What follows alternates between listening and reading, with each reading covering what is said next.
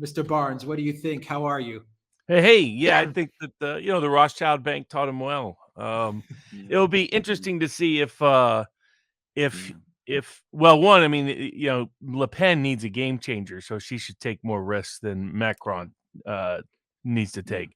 But I Yeah. mean, I think it's an interesting. Last time the center was much stronger in Yeah. 2017 Yeah. in France in the elections leading up to it. All he had to do was consolidate the center, and he was Yeah. he was in. And I Yeah. last time in 2017, I had bet on Macron, Mélenchon, and Le Pen to get to the second round, and all three were interestingly substantial underdogs, particularly Macron at because they expected the center Yeah. right, center left to hold, and it didn't. Yeah. Um, and then uh, and then I bet on Macron in the runoff just because it was clear that there's Le Pen's negatives were too high, and Macron Yeah. was still mostly a blank slate. I mean, he was chosen, I Yeah. think, because he was a blank slate. Yeah. The difference this time is two factors: the center no longer is held, and Mm. you basically have about a third each center parties, left parties, right parties. Mm. Um, and then the second aspect is his negatives are as high as hers. So the question only in France, only under these unusual circumstances could someone with a near 60% disapproval rating Yeah. win. But it's because she has not been able to fully escape the shadow of her Mm. father, and she herself has a near 60% disapproval rating. And the question Yeah. is, of those people who dislike both of them, how do they Mm. vote? And right now, enough of them are going because so much institutional power is behind Mm. Macron. I Mm. mean, they even rewrote the script of the EU scandal. I mean, they did that in Mm. 2017. Oh, there's money's missing and Yeah. all that jazz. Now they bring it back again, even though it's Yeah. 10 years old and all, I mean, but I think the one, unless something changes between now and then, or Yeah. something big happens at the debate, Macron is, probably deserves to be about a 2-to-1 favorite. The I had advised people to put money on Le Pen right at the beginning of the outbreak of the war because I thought that would break into her favor, and it did consolidate her base away from Mm. Zemmour. And then I Mm. mean, she was at one point, she was trading at like 2.5%, 3% in certain European betting markets. Mm. Now she's, over 30%. And so, but Mm. Yeah. I don't know how much higher value there is to squeeze out unless something changes between Yeah. now and next Monday.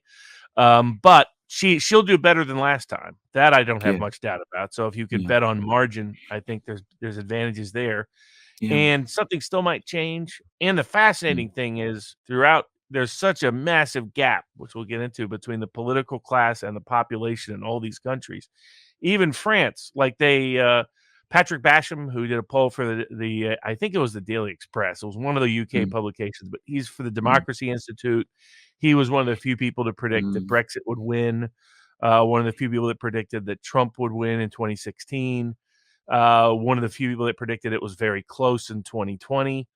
Mm. He sent me his poll results, and he has it within 2 points in France. Yeah. And what he says Macron will hold on unless something changes, but Yeah. points out that they polled specifically on specific matters. Do you think Le Pen is too close to Russia? Do you think Le Pen is too soft on Russia? Do you think Le Pen is too harsh on the EU? Mm. Do you think are you willing to pay higher prices in exchange for sanctions to send a message to Putin? In all of those cases, there was not a majority in France for Macron's position on any of those things. Yeah. And generally, people did not think Le Pen was too Mm. soft on Russia or too conciliatory, or that her position on the EU or NATO was the wrong one, Mm. because she's kind of moderated her position on that. She's a skeptic, but no longer demanding exit. So Mm. I think Le Pen blew a great opportunity by not jumping against Macron on all the issues related to the mandates and lockdowns, and was not Mm. as assertive as she could have been, and may have put her in a much Mm. better position. She's kind of late to the party now, saying that she'll rehire the 15,000 health workers and other workers that were fired for not being Mm. vaccinated and so forth. But she probably needs a break to get over the edge. But man, what it would be almost as enjoyable as Trump's win, Mm. watching the complete mental breakdown live if Le Pen somehow won in France. Boy, It will be much bigger than in. Real quick, and I'm It will gonna be pass it bigger. off to. Yeah, Alexander, I'm going to pass it off to you 1 second. Let me just let everyone know in the chat that we're going to try to get to people's questions if we have time. Alexander, 1 minute. I'm going to pass it off to you because there are a lot of questions about France. So let me just read through the super chats that came in. And then Alexander, Robert, you guys can talk about Le Pen, the Face ID in facial recognition taking place in Ukraine, war crimes, Biden, the backlash with Russia and Ukraine, and all of these great topics. Yeah. And thank you for that $50 super sticker. Task Force, thank you. Right Cleese says, does the EU have the Johnson to stand up against the US? Robert and Alexander will discuss that as well. Hazim, thank you. Jay Rillo says, how does Mariupol falling change the war, if at all? We will discuss that as well. Kaliu, 25 says, you guys look sad and tired these days. Please take care of yourselves. Thank you, Kaliu, for that. Hazim says, We're certainly tired. I don't know about whether we're sad, but we're certainly tired. No, well, Hazim says, there we is the go. Wagner Group real? And is it operating in Ukraine? We will discuss that as well, hopefully. Rahman, thank you. FL64 says, as Robert noted, the allegations towards Le Pen are a decade old. Yes, RDDR says, liberalism failed its post-Cold War democratic mandate of uniting capitalist nations. The proof is Russia, Turkey, Poland, Hungary, Trump, and Brexit. Dimitra says, you are my daily vitamin D, gentlemen. Excellent work.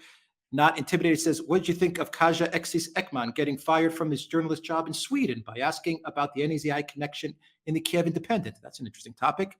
Stevo says, Le Pen will win. Le Pen will win. How do you think that would affect the globalist agenda? You guys will discuss that. Midu, thank you. Sanjiva says, while the EU and the USA double down on sanctions and continue in their PR gobbledygook circus, the South is entering famine. Hundreds of millions of people who made it into the middle class are now right back in poverty. Alexander, thank you for that super sticker. Sparky says, Viva la France. Sanjiva says, this process started in part because the South idiotically followed the West in lockdowns, and in the COOF rankings, the QE in the USA decimated the South. South might never forgive the West for this. Jay Karzar, thank you. PJM says, no question. Thank you, Duran. Without you, we wouldn't be here. Love the channel. Love Mr. Barnes, the cigar. Any scotch, Mr. Barnes? Alexander Roberts, take it away. Well, I think I'll start with the last points that you were all making. If Le Pen were to win, the meltdown in France, in Europe, in Britain, in Germany, and in Brussels would make even the meltdown that happened in America in 2016 pale. I mean, it would be the biggest political shock that you can just about imagine. And it will be such a big shock that it's debatable, actually, whether even Le Pen herself would be ready for it. But it would be an absolute earthquake. It is impossible to overstate the importance of France in making the weather politically across Europe. It's a key country within the European Union. It's a key country within NATO. It's also, it would in that case be the country that's articulating the anger with the elites that Robert was talking about, which we will come to in a moment, because that's absolutely central to understanding this whole story. And of course, given that Le Pen is universally across the European center-left categorized as a fascist, it would mean that from, if you follow their ideological narrative picture, which, by the way, let me stress, in my opinion, has no connection to actual realities, certainly not where Le Pen is concerned. But, if somebody who the center, the establishment and the center and the left all say is a fascist, wins an election in a pivotal European country, well, frankly, that's something that I just don't know how they would get round or explain or find their way through. I would say that the problems a Le Pen as president would face would be enormous. And coming back to some of the points that Robert was making, I'm not sure, to be straightforward about it, how effective she would be in countering the kind of pressures that she would come under. But Robert, I'd like to turn to this business because I think this is, as you said, the key to the whole puzzle. The fact that there are these massive negatives for Macron, which almost balance out the negatives that there are against Le Pen. And I'm going to say straight away, I think this is true everywhere in Europe. It may surprise you to know that there's local elections coming in Britain. I walked around the streets of London just a few minutes ago, walking my dogs. I found hardly a sign, a sticker anywhere for any of the political parties. I'm getting the sense that people in Britain are extremely dissatisfied with the political class here. I don't think that comes anywhere close to the anger, the sheer deep anger that there is in France. And I wonder to what extent this anger is going to spread to other places. So, Robert, can I just say, I mean, you're a gambling man. I'm not a gambling man, by the way. I've always not been good when it comes to gambling. I've never really been good for it. I also have to say, I think that the institutional weight behind Macron is going to be just too strong at the end of the day. And I'm going to make a suggestion, just a comparison, which is one that I think Americans might understand. It's like expecting in some places in the United States, in 30 years after the Civil War that took place in the United States, it's like expecting, say, in the south of the United States, a Republican to win, or in somewhere like, say, Massachusetts and New England, a Democrat to win. The divisions in France go all the way back to the French Revolution. They were very deeply strengthened by the Second World War. I think that is the structural barrier that Le Pen faces.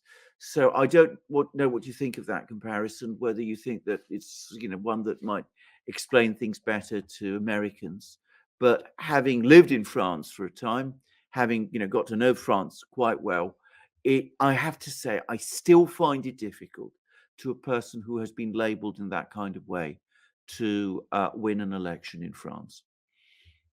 Yeah, I think that, I mean, it's a couple things. One is one way I describe a lot of elections in Europe is that, and particularly continental Europe, is that it would be like if New York City had 5 times the voting power that it does in America, in the sense that the size of the Paris share of the French electorate is much higher than the New York City or LA or Chicago combined share of the US electorate is. Like here, our rural and small town areas in many of the states determine the outcome of an election, very small cities.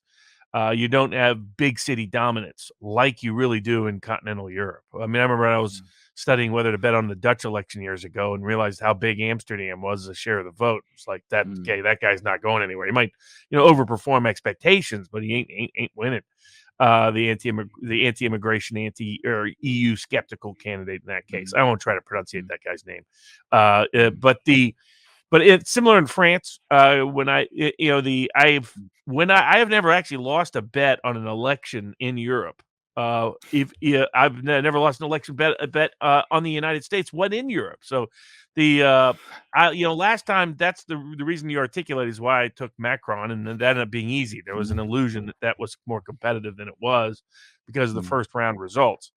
This time, I do think it's closer. And then the question is, how much closer? And it really boils down to how that voter group that dislikes both.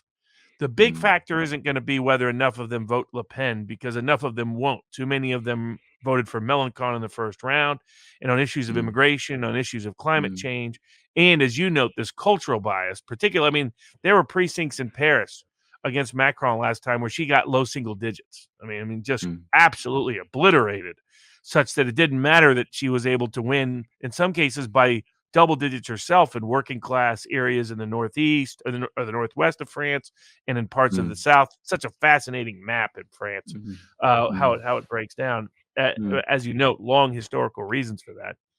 But can the combination of Bordeaux, Marseille, and Paris, and in particular Paris, will she do as bad as she did last time in such a way that even if she improves in the countryside, that she can't make up grounds? Now, I think the big key is whether they vote, actually. In other words, the reason why some of the polls are showing her very close is because they're doing a more deeper dive on whether someone votes. There already was lower turnout the first round than there was last time, and 2017 was a low turnout election by French standards already.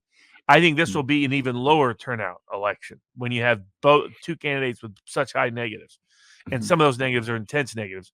Like right now, the key is, the right will consolidate behind Le Pen. That's a little more than a third. The center will consolidate behind Macron. At this point, that's only a little bit more than a third too.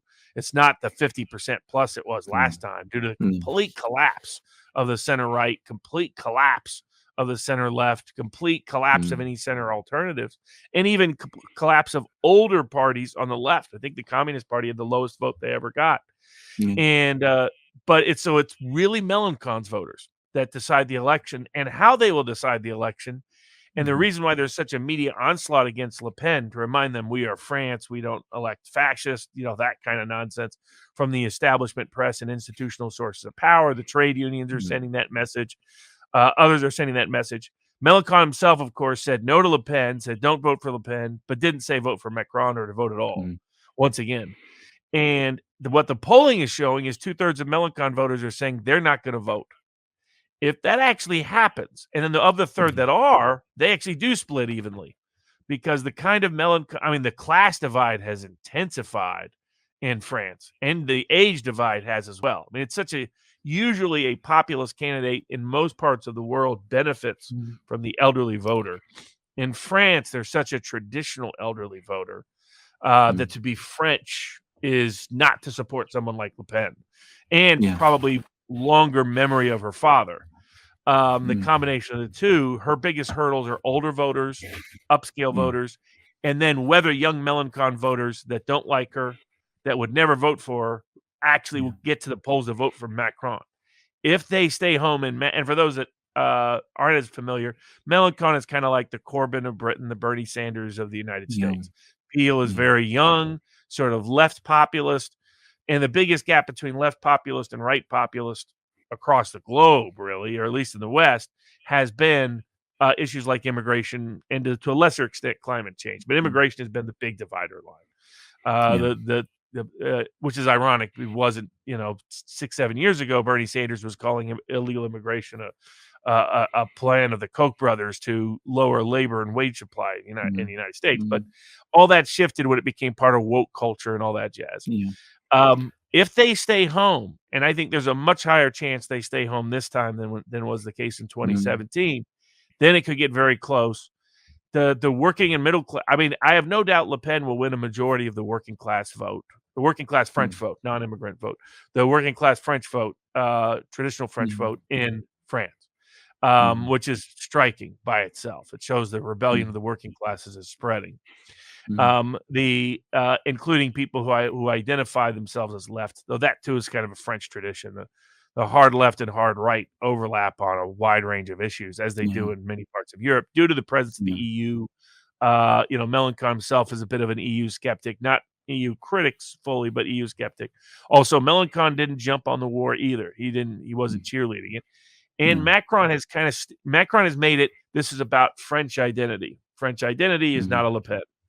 But he has not made it. He's made it a little bit about the EU, and people have disputed whether he actually made the statements on immigration, but they clearly that risk is coming.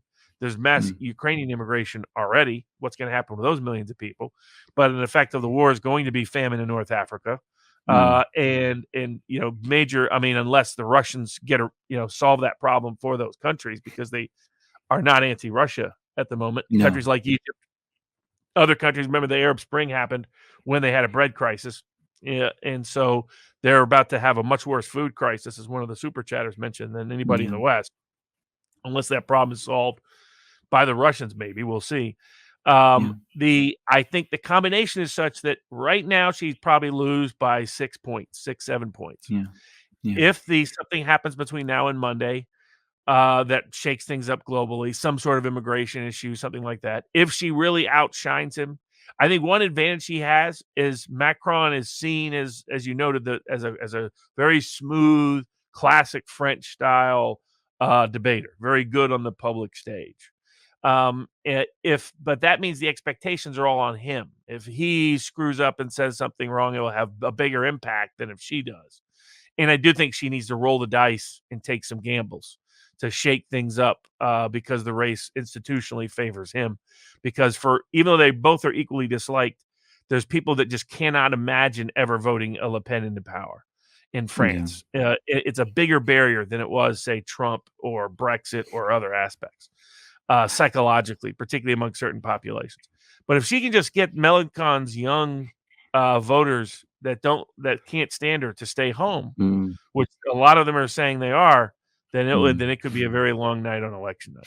But so right now, I would say where the odds are about right.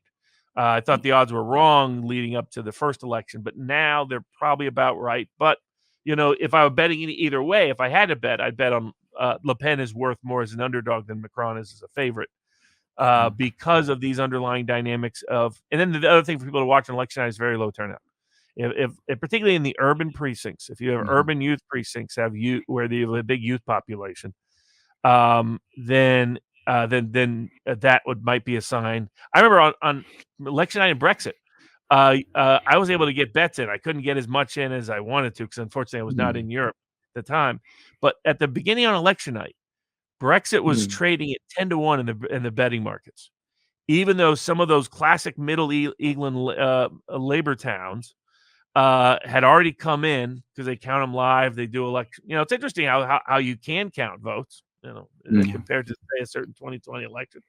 But some of these Labour towns were coming in with pro-Brexit voting patterns. I was like, okay, this is a sign this thing is going to be dead tight at a minimum. It shouldn't be a 10-1. If you see low precinct returns coming in, if you see low turnout being reported, particularly in some of the big urban centers, can Le Pen get enough votes, and more importantly, Macron not get his voter base out? Then it could actually be a very fun night watching the media breakdown, just if it's tight. Either way, I think a net effect of this election, they're clearly holding back on information related to the war because they're hoping not to tip, which tells you they know that. I mean, just like in Pakistan, you don't have to do the regime change quasi coup if you think the elections will go your way in 90 days. Clearly, they didn't think it would go their way after they witnessed what happened in both Hungary and Serbia.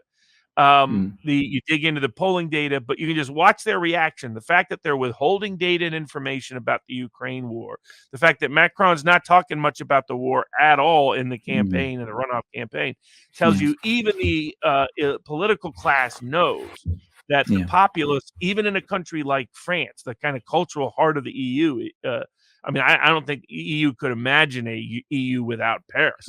That's unimaginable, inconceivable. It tells you that they know that the working classes of Europe do not support their policies, do not support this war, do not support these economic sanctions. There was a fascinating poll done that showed when they asked people in Europe, would you be willing to support just economic sanctions against Russia if it meant you would pay a higher gas bill, either in your home or for your car or anything else? They could not get a majority in a single country in Europe. The closest they got was a majority in the western part of Germany. They could not get a majority anywhere else. They were in the low 40s. And it was basically a plurality split because you had 15 to 20% say they don't know, which is honestly the honest answer probably for a fair number of people. But you can guess those don't knows would break no ultimately because of the dynamic of it, the political dynamic of it. So you aggregate those factors, and I think what you find or what you get is the working classes nowhere. So not even Britain, the working classes don't support the war, which is probably a good transition into the long story short, Macron should be probably a 3-2 favorite. Watch on election night. You might be able to make some money for those of you out there in the European betting markets that have access to it, Betfair Exchange, other places like that. Because there might be value during the night if you see unusually low turnout, if they report that, if you see early reports from certain places that Le Pen is overperforming enough, because what she needs to run almost 8-9 points higher in individual precincts to be a legitimate favorite. compared to how she performed in 2017. And in particular, does she get into the double digits, like 15, 16, 17% in certain places in Paris, or that are culturally kindred? Parts of Bordeaux, parts of Marseille. Bordeaux and Paris seem to sort of be more culturally aligned that way. And then you'll know. I mean, I don't think she'll be able to pull it off at the moment, but it would be absolutely delightful if somehow she even makes those boys sweat in Brussels. I completely agree. I agree with pretty much everything that you said, Robert. Can I just say, you have a question? Somebody's asked what you think about the margin. How big is the margin of error, of fraud in French elections? I believe you said about a point. Can I just give my own thought about that? I mean, I've followed elections in France. My own experience of French elections is that they are incredibly heavily managed and manipulated elections, even more than they are in most countries. But I think that they know, the French establishment doesn't like to actually do overt fraud in elections, because they know what a volatile country France is in some respects. And I think they realized that if they did that and they discredited the whole election process, well, in France, that might be more difficult to explain away and difficult to control. Having said that, there's always a first time. And, I'm not sure how fraud would be done in a French election, but I don't generally think it's a common problem in France.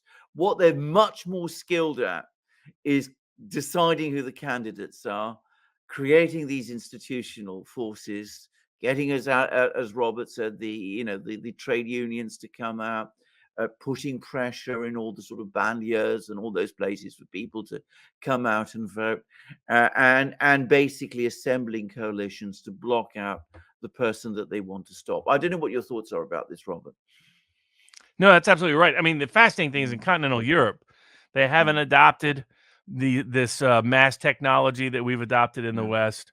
They don't have certain looseness and liberalization of rules, and their election officials, particularly your French type. I always think of a librarian. You know what I mean? It's the kind of people who manage the administrative, bureaucratic side of the aisle, will do things, very correctly. That's what they value. To do it proper.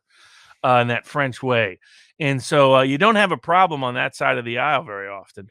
It is, as you note, the best way to look at it is look at what the EU accuses Orban of manipulating the elections, or of Putin of manipulating the elections. That's how they manipulate the French elections. Disparate media influence, the weaponization of the criminal or legal process for questionable purposes, all of those things, which they've done to Le Pen now repeatedly. I mean, she faced multiple bogus cases after getting close in the last election, as kind of punishment for trying to do so, and as an effort to discredit. For those people that are baffled by it, it's like, okay, how can Macron have 60% disapproval or thereabouts? Inflation spiking throughout France as to core ingredients. I mean, if any place knows why you should make sure bread costs stay low, it should be the political leaders of France. But they had a few revolutions over just bread. But but it's because of the older population and the younger melon. Think of your young Bernie Sanders AOC types. Would they ever embrace Trump? No. And you think, and then think of your older traditional people who really thought Trump was Hitler kind of people, which that just didn't exist in the U.S. like it exists in France as to Le Pen. Yes. But the other way I described it, the third way, is to think of if cities like New York and Chicago and L.A. and San Francisco and the District of Columbia, imagine if they had much more political power than they do in America. Yes. And that's true of France, because that's what Paris is like. Absolutely. I mean, it's difficult to understate the dominance politically of Paris, and by the way, London, in the political life of the two countries, in France and in Britain. The one thing that can happen, though, and this is also true in France, and it's certainly true in Britain, is that you can find that the rest of the country can react badly to the political force that's being imposed on them from Paris, if you're talking about France.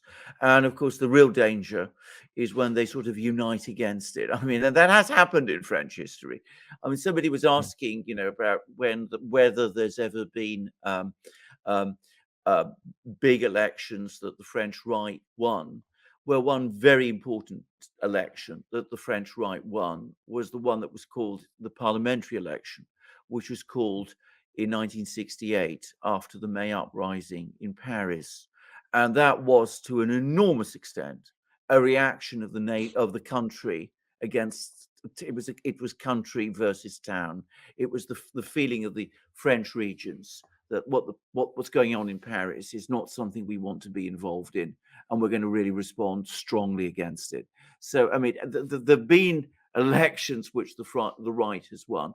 And by the way, can I just say that, of course, the right in France is different from the right in some other countries. It's basically been a right that has supported dirigiste economic policies. It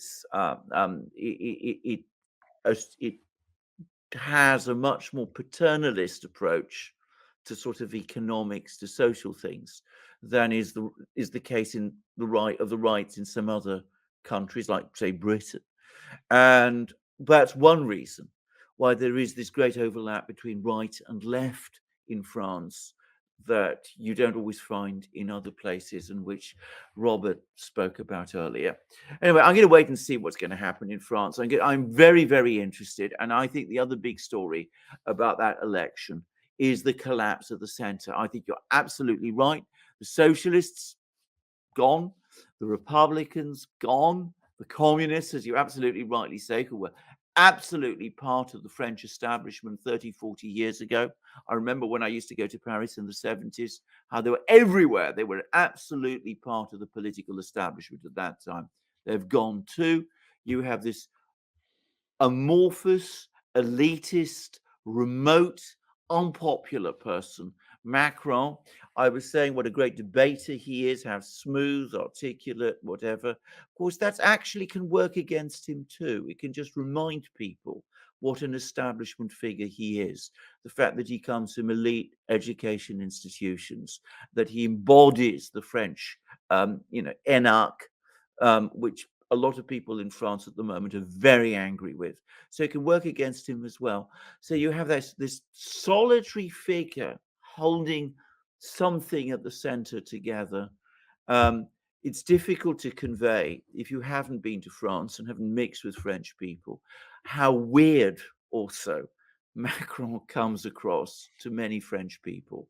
I mean, he comes across as a very, very weird figure, but nonetheless, ultimately, the structural problems that are holding back Le Pen, I suspect in the end are going to be insurmountable unless she does the performance of her life in the debate tomorrow. That's my view. I don't know if you've got anything else to add, Robert. I mean, feel free to add or some whatever other you news. Like if the roles Okay. were reversed, I would be Yeah. expecting a false flag event. Like if it was Macron behind and something needed to happen between now and election day, like Yeah. what Macron needs is no riots, no Muslim riots in the northern suburbs of Paris.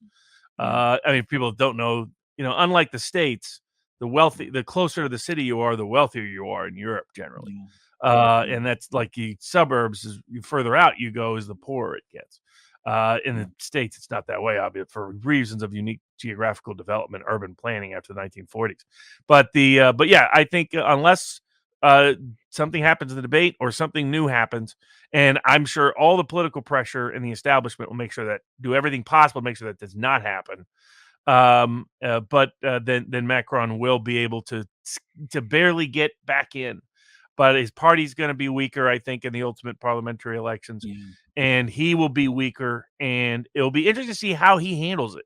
If the election is really close and he barely gets in, does he join the Germans in pushing more for what, and this may be a good transition, what Donald Trump called for yesterday? Which, credit to Trump, sometimes, by golly, he's a little slow to the wake-up call. And I know my friends on the left can never tolerate Trump. But the reality is, who's the only major politician in the Western world calling and demanding peace immediately and a diplomatic resolution immediately? His name is President Donald John Trump, who yesterday said that, the only thing that benefits from this war continuing is a bunch of people dead. Fascinating the way he puts things. He's like, I understand people are saying the war should continue or accelerate, but then just a bunch of people are dead. Why do we want a bunch of people dead? Let's have peace. And I think one outcome, the closer this election is, the more likely I think Macron will feel pressure to join the Germans at getting the Ukraine off the Biden and British agenda. And we can talk about the Brits. Man, have they gone crazy?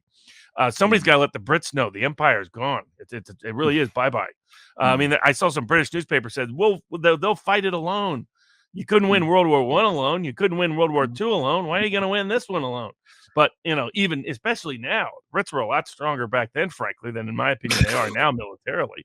But I think one good thing with this election is it will put more pressure on the peace side of the equation. And the best way for Macron to restabilize his second administration would be to get a peace deal out of the war, not for the war to continue to accelerate, not for him to continue to suffer economically. Credit to Le Pen, who is like, well, we shouldn't do any sanctions that hurt the local population because she cares about her country, and said any other ones that we do at the request of the United States, well, the U.S., Biden can write us a check to deal with. Those are some smart strategic choices she's made because that's right in the heart of French opinion. But hopefully, just a closer election, I think, will put pressure for peace to occur. And Macron would most politically benefit from peace occurring if he barely skates in to a second term.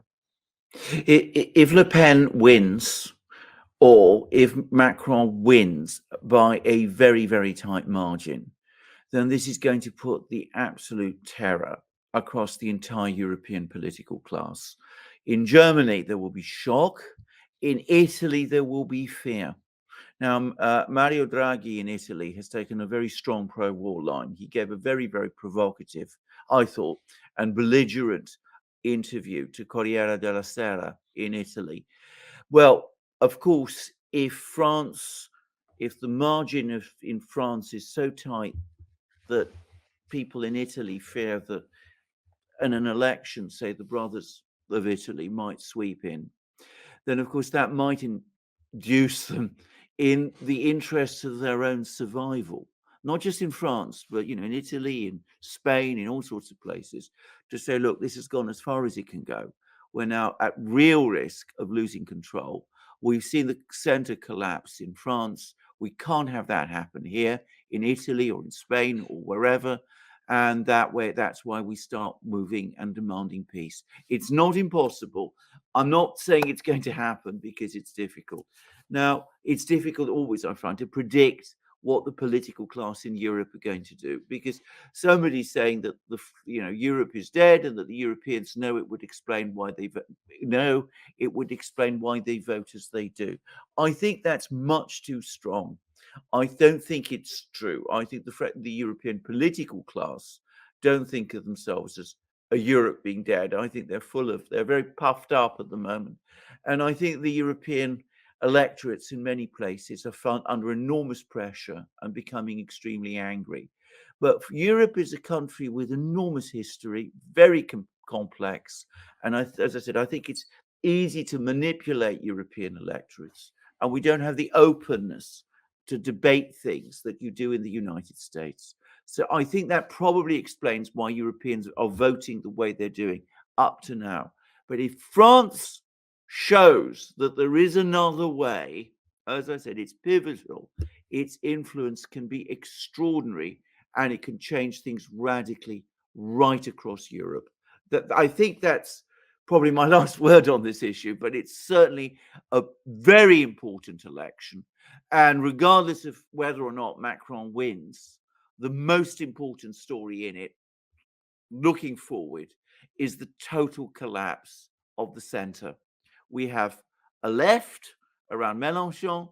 We have a right around Le Pen. It's difficult to feel that these are not the future in France. For the first time since the Second World War, a right which is seen as outside the establishment and a left which is seen as being outside the establishment have outpolled the center. And that is an extraordinary event in the life of France.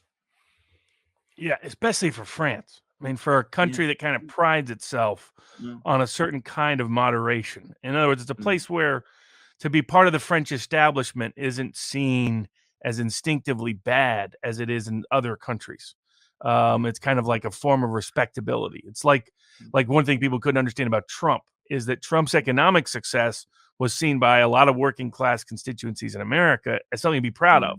The fact that he was gauche, the fact that he had gold toilets was something that was cool in certain working class segments in America. Yeah. In the same sense, to be respectable is to be French to a certain Yes. degree. And the fact that that country is rebelling against the those ideas, those EU ideas, fundamentally, is, as you note, any close election in Europe will shake them to their core in ways that Orban's surprise landslide and Serbia's surge and the Pakistani protest in response to the removal of that populist didn't. I mean, those things unsettled them enough to where they're playing it tight with Macron in the sense of let's not say anything about new embargoes. Let's not say anything about military intervention. Let's dial down that rhetoric until we can get Macron across the finish line. But it will really, really shake him up and really shock him. And I think the other question you go to is people ask, why is there this gap between the political class and the population of all these countries? And I take it back to Christopher Lash's Revolts of the Elites, or this is another good book called The Managerial Class on Trial, written by a Canadian professor. Which is that Lash in the mid 90s said that the new elites, what's unique about them, why he called them Revolt of the Elites, is that they are not loyal to country. They are loyal to sort of a kind of globalist superstructure that they see. It's the Madeleine Albright, Colin Powell debate of the 1990s, where they're sitting around the cabinet and Madeleine Albright says, what good are soldiers if we don't use them? And Colin Powell says, they're not tokens on a risk board, Madeleine. But Madeleine's concept is that they see nations as tools, not a population to protect, not an economy to develop, not as a society to protect, but rather as a means to institute sort of a globalist kind of project, but basically a project that's not rooted in nationhood and national identity and national loyalty. I mean, many of these people see patriotism as gauche, as déclassé. These are not people. They'll be happy to put a Ukrainian flag up. You'll find them over their dead body before they put their own country's flag up. And you can kind of see the unity of this in the neocons from the 80s that started out in the 60s with the neoliberals that rose up in the 90s. They came up mostly under this sort of globalist umbrella as personified by two people, Victoria Nuland and Hillary Clinton. Like, how does somebody who is Dick Cheney's staffer, Dick Cheney, the hated Darth Vader of the right, according to the left, how does Barack Obama put her in charge of Ukrainian policy that got us here? Well, the bridge is Hillary Clinton. Hillary Clinton united the neocon and neoliberal wings that mostly care about a sort of globalist superstructure. Bill Kristol could care, and you see this reflected most actually in economic policy.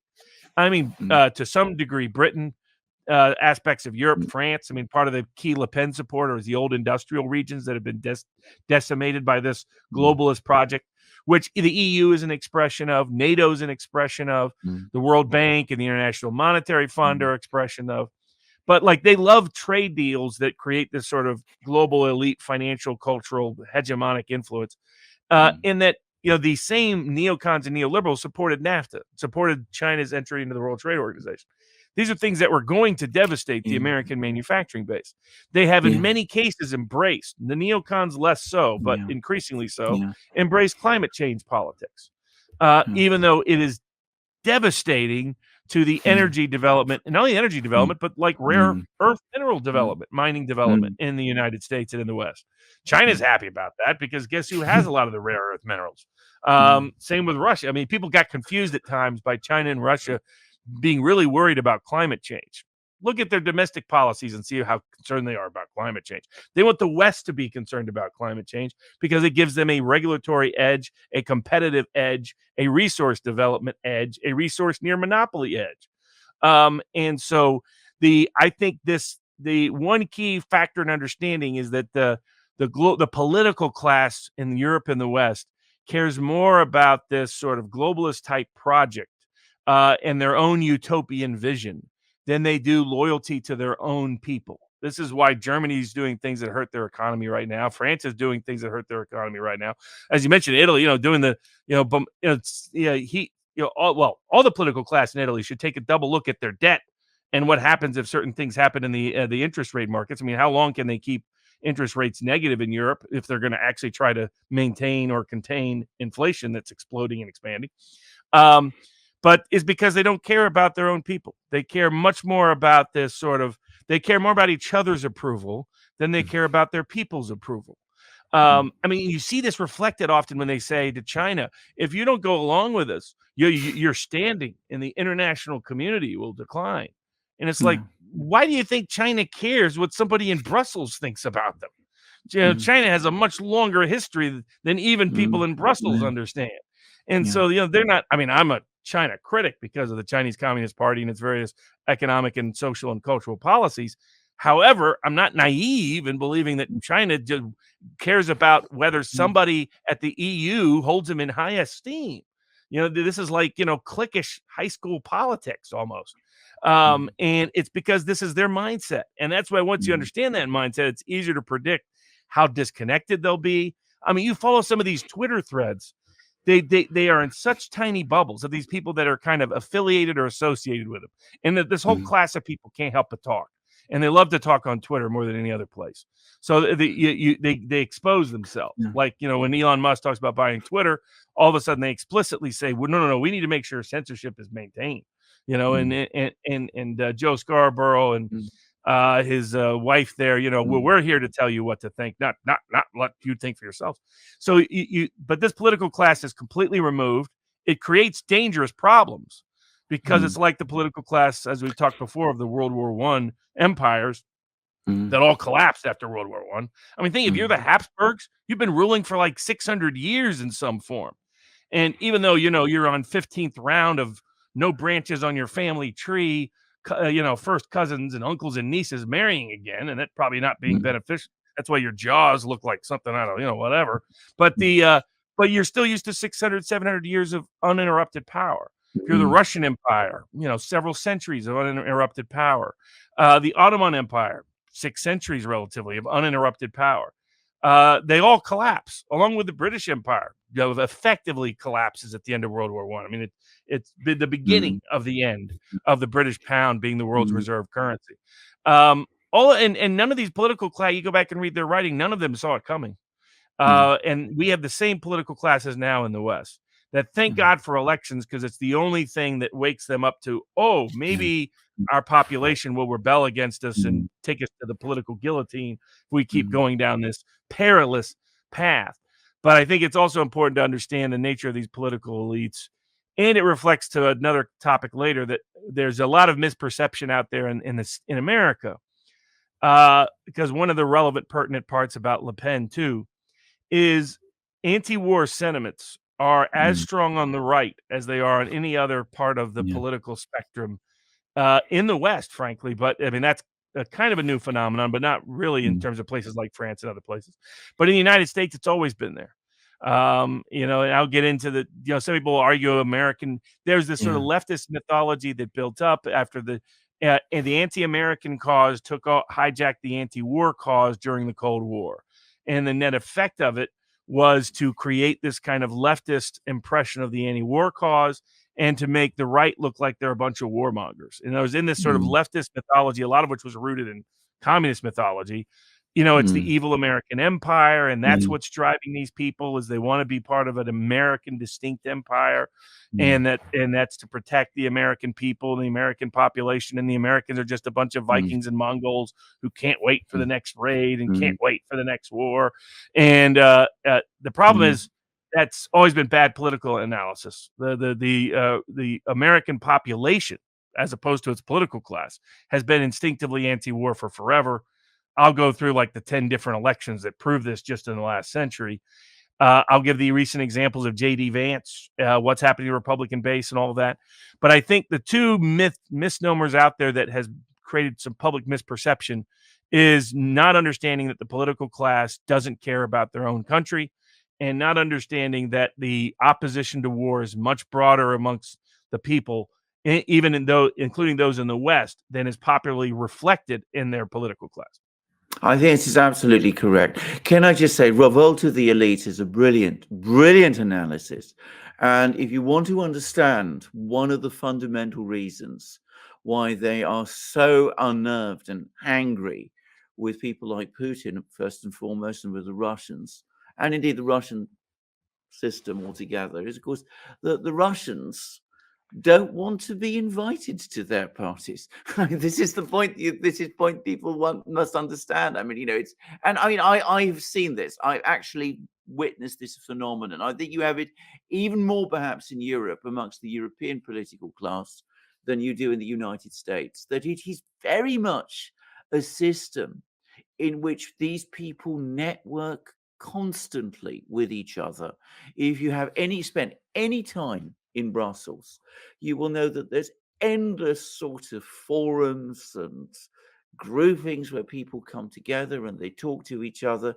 They don't actually come up with much in terms of practical policy, but they blend, they mix, they get to know each other, and a particular type of mindset develops. And it's also a mindset which is a profoundly elitist one, very, very remote from people, because that's what they like to feel themselves to be. They like to feel that they're a group that is deciding everything, that has this refined understanding of things, that there's this deep sense of culture, and that they are unnerved by the people who, in the sort of, the suburbs, the cities, the factories, the farms, whom they don't really actually have much in common with or much understanding of. And it's an important thing to understand, I think, because this is a revolt of elites. It's not a revolt of experts, as I've sometimes seen people say, because experts come in many forms. They can be engineers, they can be scientists sometimes, they can be generals, they can be lawyers. The elite class that governs us today is not based on expertise in the conventional sense. Look at how many engineers there are in the European Commission today. If you want to talk about what the political class is made up of, what the elites are made up of, it's people who come from basically two fields: finance, and that includes some elements of the law that are connected to finance, and journalism. Oh, precisely. And that's where the other aspect to all of this is, like, for those that asked early on about, is this an American project, so on and so forth. It's only an American project in that they see America as a plaything on their risk board. Yeah. And it's this sort of it's like New York social society just shifted into the political class of Europe and the West. And they're sitting around competing for winning the risk game. But they don't value, it's not an American empire in the sense of actually caring about American people, developing American power.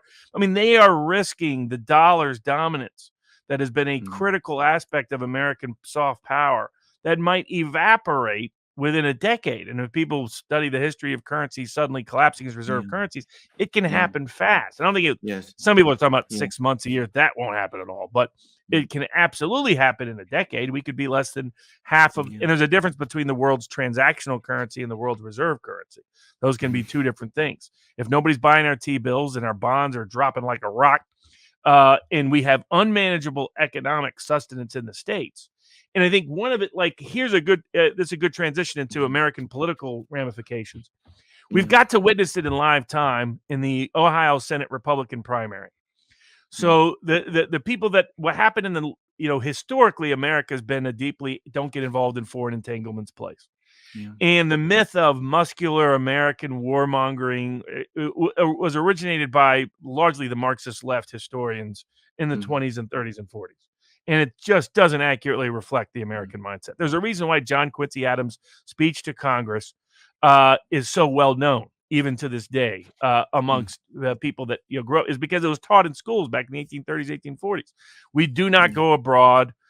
We do not go searching abroad for monsters to destroy. Lest, in effect, the rest of the speech is, lest, in effect, we become the monster ourselves. And that's why they had to engineer so many egregious false flags to get us into first the Spanish-American War, then World War I. And World War I was so intensely unpopular that it led to the rise of deep isolationist sentiments, what was called isolationist sentiments. I would call it non-interventionist sentiments in the 1930s in the United States, where in 1920s, war racketeering committee hearings about how the war profiteers, the war machine. The only time we've had meaningful hearings happened by a Republican senator, Gerald Nye, in the Senate, but he had support from Bora and a bunch of other Hiram Johnson, other Republican populists on the issues of war. And this continued even after the wars. You noted, the only guy to vote against the Gulf of Tonkin in the House of Representatives was a populist congressman from eastern Kentucky on the border of Tennessee. Not surprisingly, Thomas Massey, who represents kind of the libertarian anti-war side, is from Covington, Kentucky, right up the road where that congressman is from. Appalachia used to pour out to vote against war in the 1940s. And, you can just look, the winning war party went to an election in 1920. They got crushed. The winning war party went to an election in 1946 in the House. They got crushed. The winning war party went to an election in 1952. They lost the White House for the first time in a quarter century. The winning war party in 1968, after winning the biggest landslide in the history in 1964, lost power, the presidency. The winning war party in 1992, when it was the Bushes, because most of these have been Democrat wars. Democrats don't, they always wage war for the women and the children and the kids and the freedom and all that jazz. Republicans, everybody's suspect. Why are you waging war? But, Poppy Bush, Panama, Iraq gets crushed. And who does he get crushed by? He gets challenged by a populist anti-war Republican, Patrick Buchanan, and by the biggest independent vote getter in the presidential history, Ross Perot. And what was part of his campaign? No blood for oil.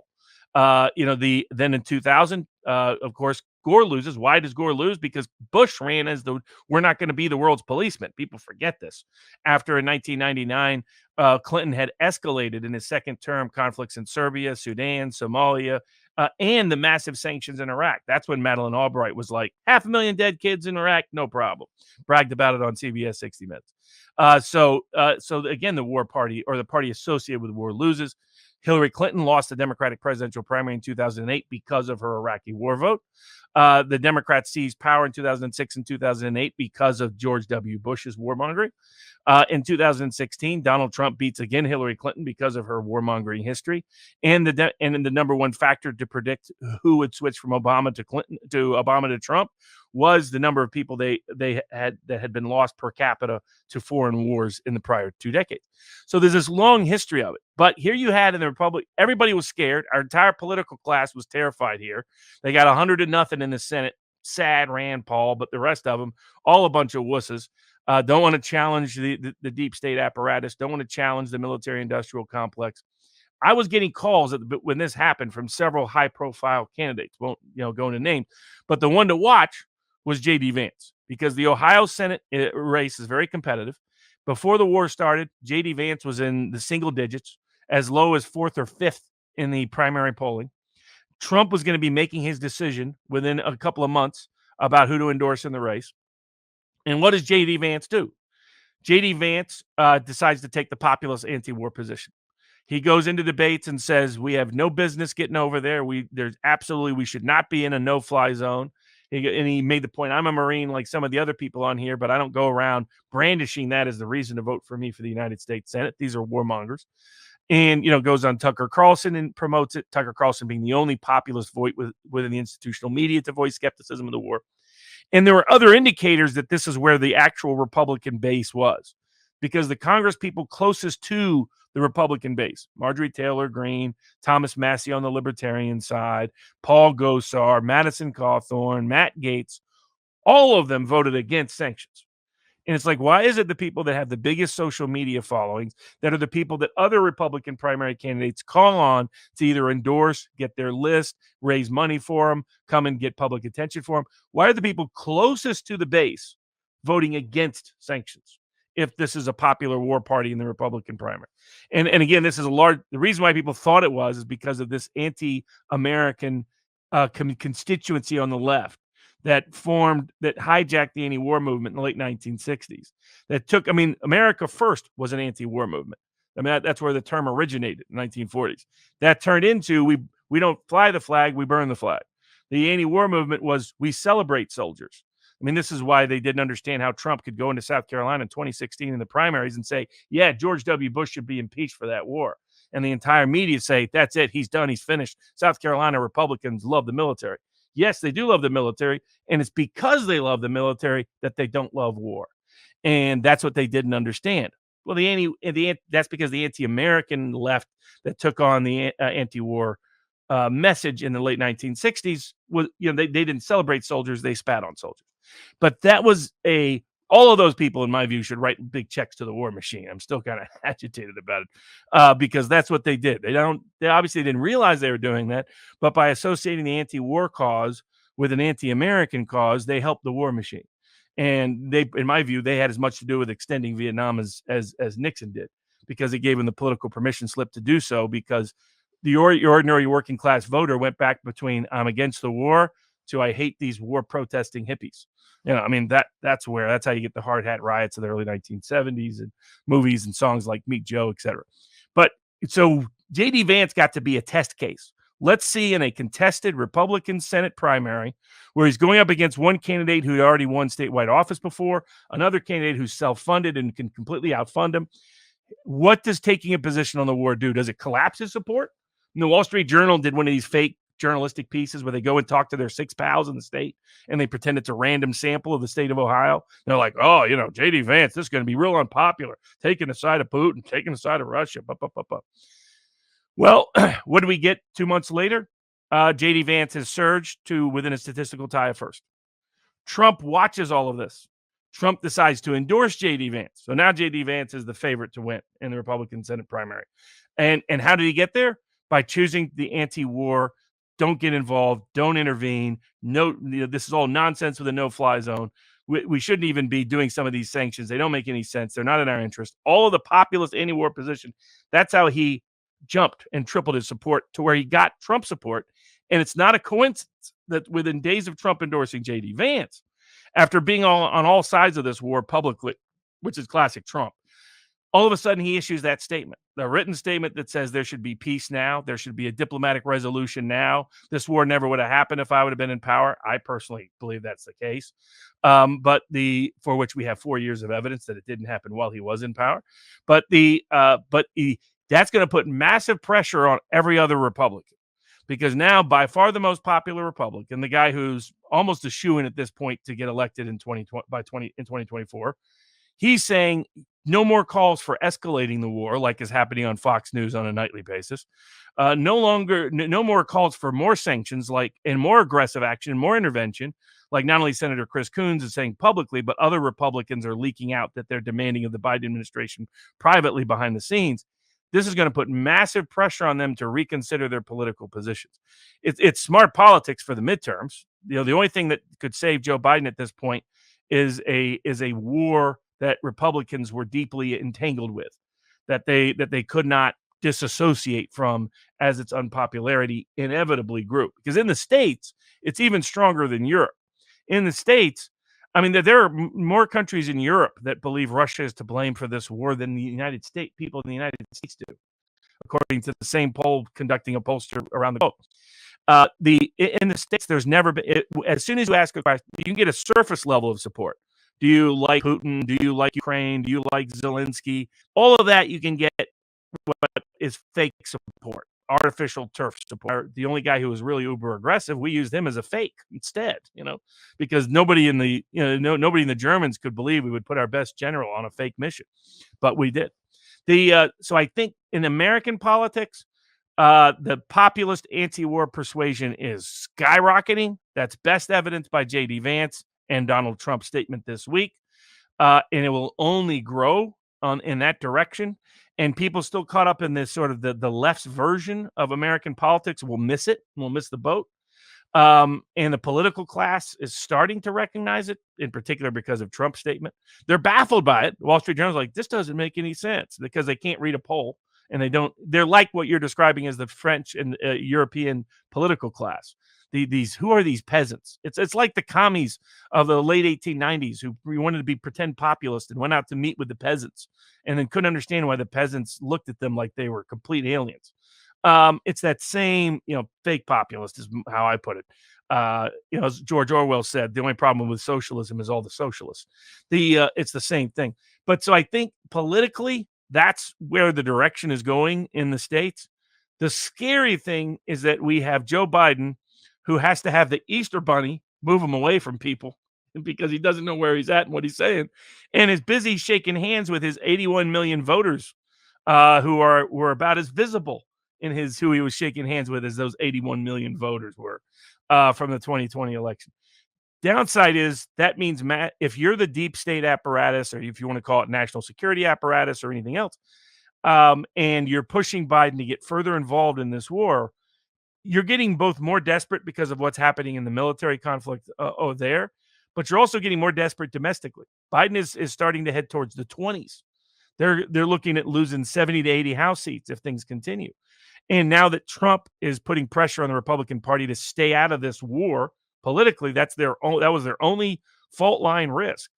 That's going to put massive pressure on Biden to take a big gamble. And they're escalating by leaking threats of indictment against Hunter Biden.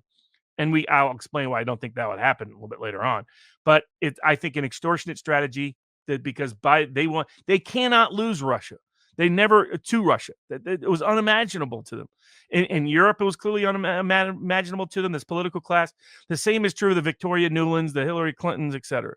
I mean, just go back to how nobody around Hillary Clinton thought she could lose in 2016.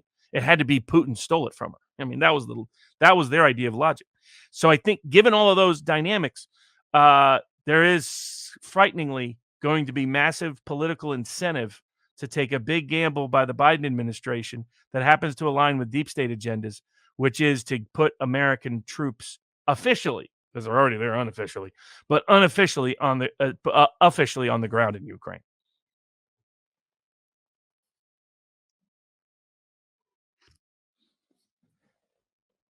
I'm unmuted. Just a few quick points in support of some of the things that Robert said. Years and years and years ago, when I was studying the US as a history student, I studied the Vietnam War, and I looked at who actually opposed the Vietnam War in the United States in the 60s, which is the demographic that opposed the war. And by the way, and this is completely this is a complete misconception. It wasn't students. It wasn't the people that you see on those demonstrations. By far the most solid, consistent anti-war demographic in the United States was middle-aged and above, middle class, working class people. They didn't like the war from the start. They solidly opposed it. And they voted for Nixon in 1972, not because McGovern, who was the Democrat candidate, was anti-war, but because they found him far too radical on virtually everything else.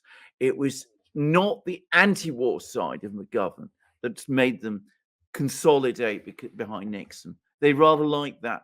It was because, as I said, they saw him as being, exactly as Robert said, connected with the sort of extreme radicalism of that period that had taken control of the Democrat Party. And I remember researching this. There was a time when I could have given you the figures. I had all the sort of figures at my fingertips. It's a long time ago. I don't remember it, but it certainly made the impression because, of course, it's not what you hear about so much today. So I have never been one who's had any doubt at all that the mass of the American people, of the electorate, I have never really been anywhere near as belligerent as I have to say, their political classes or parts of their political classes. And certainly, I'm going to say this as well. I mean, I also think that because we had a much longer tradition of war in Europe, I think we have a much greater appetite for war and conflict in Europe than has been the case in the United States. And I think that in Europe, obviously, you only have to look at our history to see why. And I come back, I know this is controversial with some people. I think that the United States was to some extent seen by many people who went there, emigrated there in the 19th century and the early 20th century. One of the reasons that attracted them to the United States was precisely because it was a place which was not constantly drawn into contests, violent actions, hostilities in the way that old Europe was. The militarism of old Europe was one of the things that drove those people away and made them go to the United States. So that's just these are just historical points, which, as I said, I remember because unusually at that time in Britain, I'm talking about the 1970s, early 80s. I actually, as part of my history degree, I actually chose to study American history, and I found it a fascinating subject altogether. Now, I have to say, Robert, I was not aware that there has been this shift in the Republican Party, in the grassroots of the Republican Party, in an anti-war direction. It is music to my ears. It is certainly not being communicated here in Europe.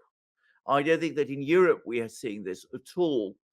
But I would also say that I too have been becoming increasingly concerned that we are drifting towards some kind of intervention in Ukraine because so many political reputations in Europe, especially, are now tied to this. Josep Borrell has talked about the need for Ukraine to win. Boris Johnson said that Russia must not only fail in Ukraine, but be seen to fail in Ukraine. The entire political class in Britain has endorsed that. And we have the most extraordinary recklessness. You were talking about the fact that we need in Britain to understand that the empire is gone. One of the most distressing, upsetting, dismaying things I've seen over the last year was a parliamentary debate we had in Britain when the United States finally pulled out of Afghanistan. And you had all those British MPs in the House of Commons standing up and saying that if the Americans went, we should have gone on alone. We should have gone on fighting the Taliban in Afghanistan by ourselves, cobbled together some kind of intervention force with the French. We don't need the Americans to do that. And I have to say, I did wonder at that point, what exactly are those people smoking? I mean, the idea that Britain can win a war in Afghanistan or Ukraine or anywhere without the United States is so completely ridiculous that our political class talks in that way absolutely disturbs me. But when you're dealing with that kind of mentality, I'm very much afraid that if Joe Biden says we need to send an intervention force into Ukraine, we need to declare a no-fly zone there, we need to do any one of these things, then I'm afraid he's going to be fully supported in Britain. And that really, really concerns me. And I can easily see how British politicians, German politicians, the Greens, the Green ministers in Germany, who must be deep down, they must be becoming increasingly worried because they can see what's happening in Germany. They can see how industry is now threatened with closure, how there's all the indications now of a major recession coming, not just a major recession, but a massive structural recession. You're seeing articles appearing in places like the Financial Times that Germany, through what it's done, has now created a structural problem of uncompetitiveness because its energy bills are indefinitely going to be so much higher than in other industrial competitors.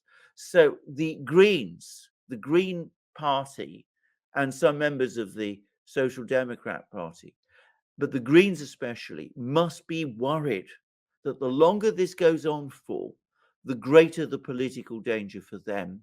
They may find that Germany will never vote the Greens into any governmental position again.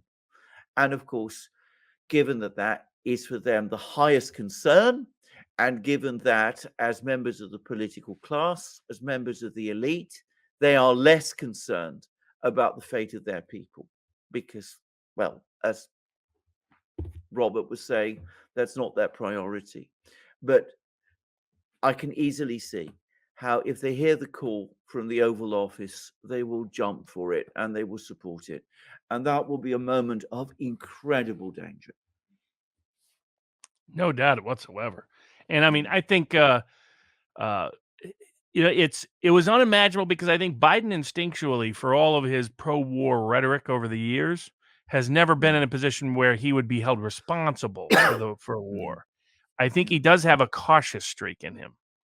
And I think that's part of the reason for the escalating leaks about the grand jury investigation into Hunter, who's busy holed away next to a rehab in Malibu, and the Secret Service who got that sweet gig that, we need $1 million house to properly keep an eye on Hunter here in Malibu. Yeah. I lived in Malibu for many, many years.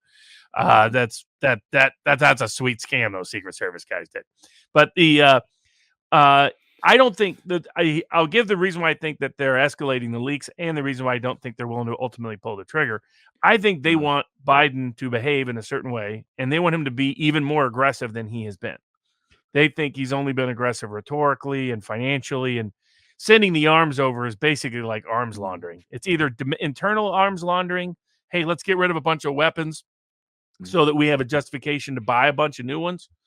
Or it's arms laundering in a more traditional way. Let's get these arms to places in the third world by shipments that just get misplaced on the way there. And no one will know the difference because Russia will claim to have blown them up anyway. And they've been shipped before. They've been shipped out of the country before they hit the railroad. Or, of course, that they're just getting or they're using Ukraine to do so. There have been stories about arms dealers all over Ukraine now for a while. There was even a social media one where they had a Ukrainian army guy selling weapons to the Donetsk Liberation Militia, which wouldn't surprise me at all if you understand how nuts Ukraine is right now with its combination of grifters and neo-Nazis and sociopaths. This is no surprise, the combination. But I think the deep state apparatus is, as you note, increasingly desperate. They see American military power and European military power as, but particularly American military power, frankly, about as a tool to use and as their ultimate tool against Putin. And since their economic sanctions are not working, their proxy war as a good military, I think it's called, he's Armchair Overlord on Twitter, former U.S. military guy, was doing a breakdown explaining how, from a NATO proxy war perspective, Ukraine actually has more manpower, more munitions, more weapons, a more difficult topography than Poland does. That it would be easier for Russia to invade Poland than it is to invade Ukraine. And if Ukraine is losing, it means NATO is really losing. It means NATO is witnessing that they would lose in a war against Russia without America's involvement, without American support. And so, but I think that Biden is sincerely hesitant to be blamed for dead bodies on his watch in that way. He has that old American instinct of no American casualties. He's not instinctively anti-war at all. His history shows otherwise, but he is instinctively opposed to him being held responsible for body bags. And I think the deep state apparatus doesn't like that. They want him to escalate. They want him to accelerate. They want not only no-fly zones, but they want troops on the ground. And they want, I don't know how they're going to get there given the issues with Turkey, but they probably want ships in the water. And so though I think you're right, Alexander, the Pentagon did not want that Russian ship to sink in the way that it did, because it may have implicated the Pentagon and other activities, so that we're officially not part of. I know of special ops teams that have been trained from the very beginning to be on the ground. And so when that French Le Figaro reporter said the Americans are actually running this war, this is a NATO war with the equivalent of NATO troops and NATO arms and NATO munitions in a place that they've been taught to hate the Russians even more so than the rest of Europe over the last 2 decades, with the various sort of narrative mythologies that became part of it. Just look at the number of statues in museums dedicated to Bandera, somebody who was unknown in Central and Eastern Ukraine at the time of his death. But in all the history there. But if you can't win in Ukraine, it means NATO can't win without American troops on the ground fully against Russia. That's how I think they would interpret it ultimately. And if their economic sanctions war isn't working, and it's clear to the people who are paying attention that it's not, then there's massive pressure to get Biden to leverage it. And the threat is, hey, we'll indict Hunter and unravel your whole family's corruption. And because he is sensitive to it, that Hunter's his last living son, his other son died, that unless you play ball with us. Now, the reason why I don't think they'll ever escalate to actually indict is because Biden is like Clinton in that he's comes from the old Democratic political machine. It's the real reason Obama picked him. It wasn't because Biden's popular in middle America. That's never been true. The guy got crushed every time he tried to run for the presidency. Couldn't even get out of Iowa with any votes. Finished 4th this last time, in Iowa and New Hampshire. People up close, this guy doesn't sell well. Never did. Not as bad as Kamala Harris. She can't even keep a staff. 2/3 of them have already left. And they hate her so much they can't help that. They hate her as much as Amber Heard's personal assistant hates her in a recent trial. That's how much they hate Kamala. They just leak to Politico every time. Like this is, and I've always told people she's the dumbest lawyer I ever had to deal with in court when she was Attorney General Cal. Just dumb. She failed the bar the first time for a reason. I don't know who she Willie Brown to get past the second bar, but it had to have been. But given that, I think there's the problem is if you actually go after Hunter, you implicate a wide range of Democratic political actors. Not only that, you implicate deep state actors. People should take a deeper look at who he was doing contracts with on behalf of those biolabs in Ukraine.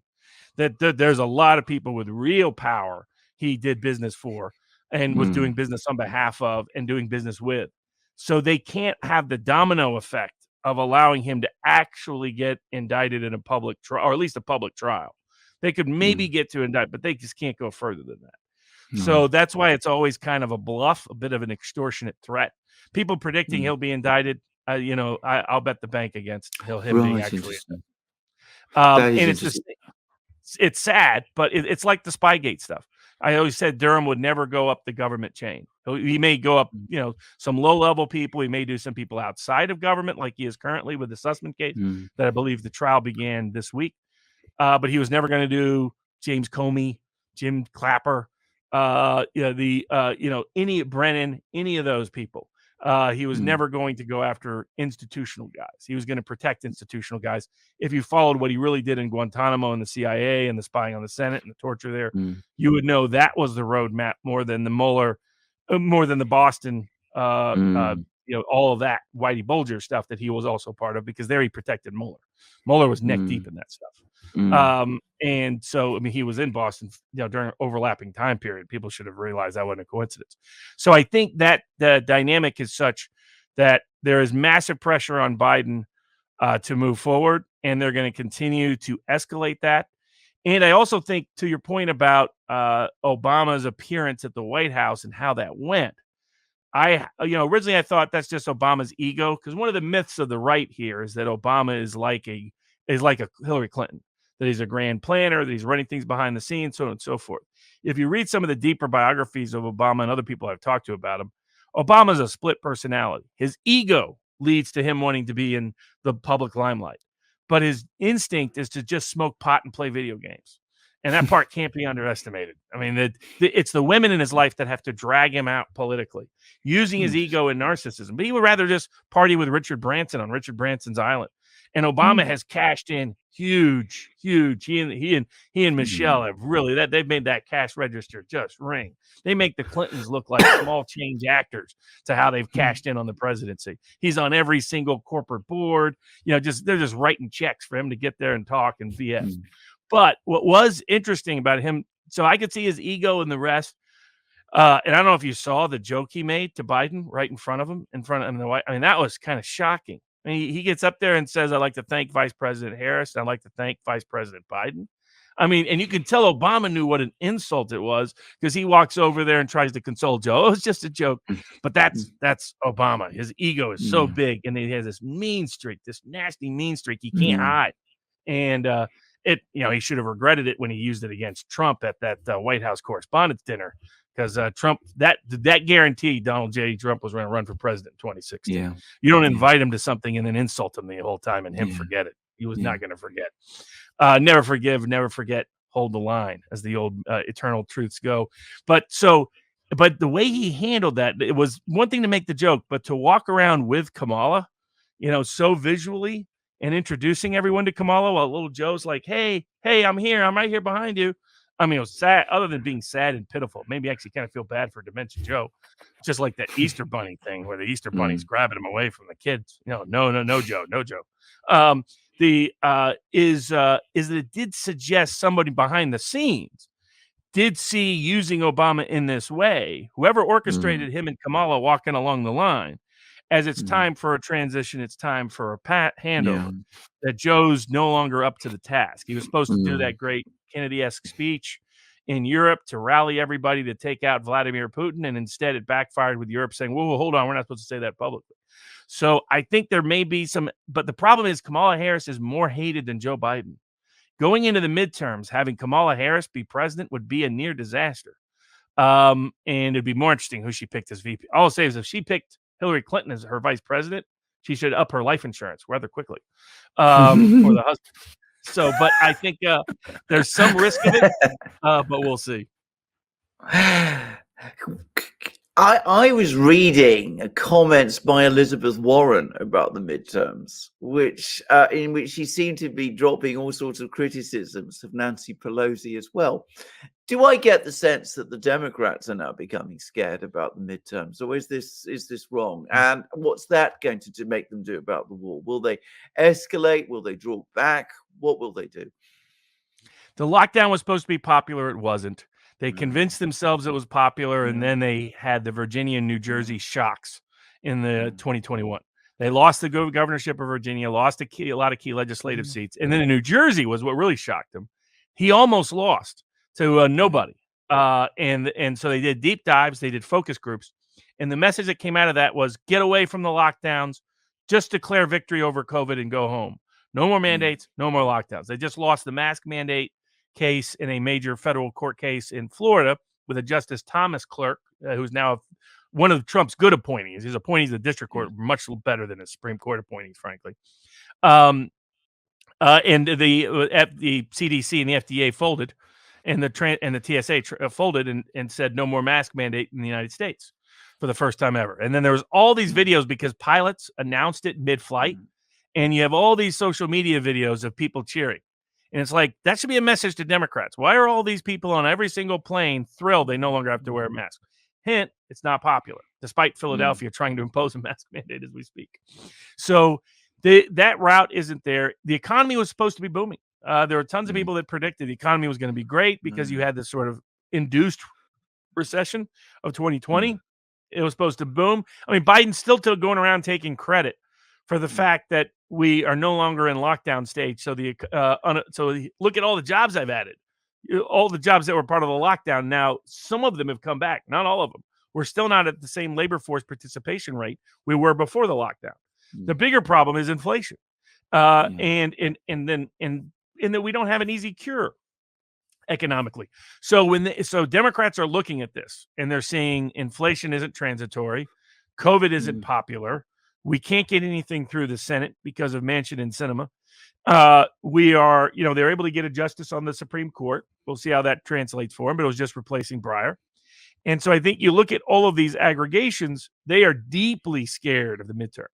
Right now, their internal estimates, Republicans are polling better in the generic ballot for the House of Representatives than they ever have in history. That's how bad it is. So you're talking about 60, 70, 80 seats in the House. You're talking about 3, 4, 5, 6 seats in the Senate. They may lose Nevada. They may lose Arizona. They may lose Ohio. They're going to lose Ohio. They may lose other states where they're trying to compete and not be able to pick up Pennsylvania or Michigan or Pennsylvania or Wisconsin like they thought. And they're definitely probably going to lose Georgia. So there's several seats they're guaranteed to lose. They might lose New Hampshire and some other places as well.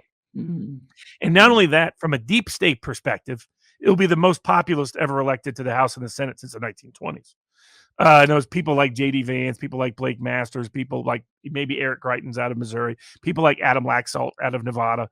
These are all populist-leaning senators, very Trumpish in their positions. And so, and then the same in the House. There'd be more numbers-wise, but similar percentage. 20, 30, 40 people may join the Matt Gaetz, Marjorie Taylor Greene, Thomas Massey, Paul Gosar, populist wing. And so that they are terrified. That's a little bit scary because the more they believe they're going to lose against Russia and Ukraine, combined with they think they're going to get crushed in the midterms, leads them to want to take a high risk gamble because it's like, what's the downside to them? The downside is they get crushed anyway. So there's almost no, the risk reward is disproportionate. The risk is if they experience the same thing they're likely to experience anyhow, whereas which is a devastating defeat. Whereas the reward is maybe it temporarily salves the economy. Maybe it temporarily distracts the masses. Maybe it does a wag the dog and it wags the dog long enough for them to, and that's the scary thing as to why we could get on the, and when you see more and more people say how we could win a nuclear war, which these think tank type people and journalists are more and more, that makes it really terrifying. Absolutely. How has it come about that we have all these people who are military experts, who, like the scientific experts we used to have at the time of the pandemic, who turned out to be, well, shall we say, mistaken, not perhaps experts? How has it suddenly appeared that we have all these people proliferating all over the place? Is this politicization of the military expert community? I mean, what's happened here? I mean, once upon a time, you would have expected people who have a sort of military background or military expertise to be the most honest in confronting power. No doubt about it. I mean, I think it was fascinating watching the pandemic because you saw like all these people that jumped on being critical of these lockdown policies were people that a lot of them were apolitical initially. You had the populist left and the populist right ultimately unite against it. With certain people, unsurprisingly, being ahead of the curve. People like Alex Jones were ahead of the curve, but on where the populist zeitgeist was going. And that's another guy like deeply anti-war and deeply opposed to further intervention. And I mean, Alex Jones has over 30 million people that rank him, have a very favorable rating of him in the United States. The political class sees him as a kook and a conspiracy guy and a tin. They don't understand he's more popular. There's a reason why Trump paid attention to what he was saying. And all the way through up to 2016, it's because he has his finger on the pulse of the populist base better than any substantial independent media person on the right. I mean, honestly, better than Rush Limbaugh did. If you paid attention to where Jones was going, you knew where the populist zeitgeist would be in 6 months better than if you were listening to Rush Limbaugh. Limbaugh was a close second, but he was behind Jones.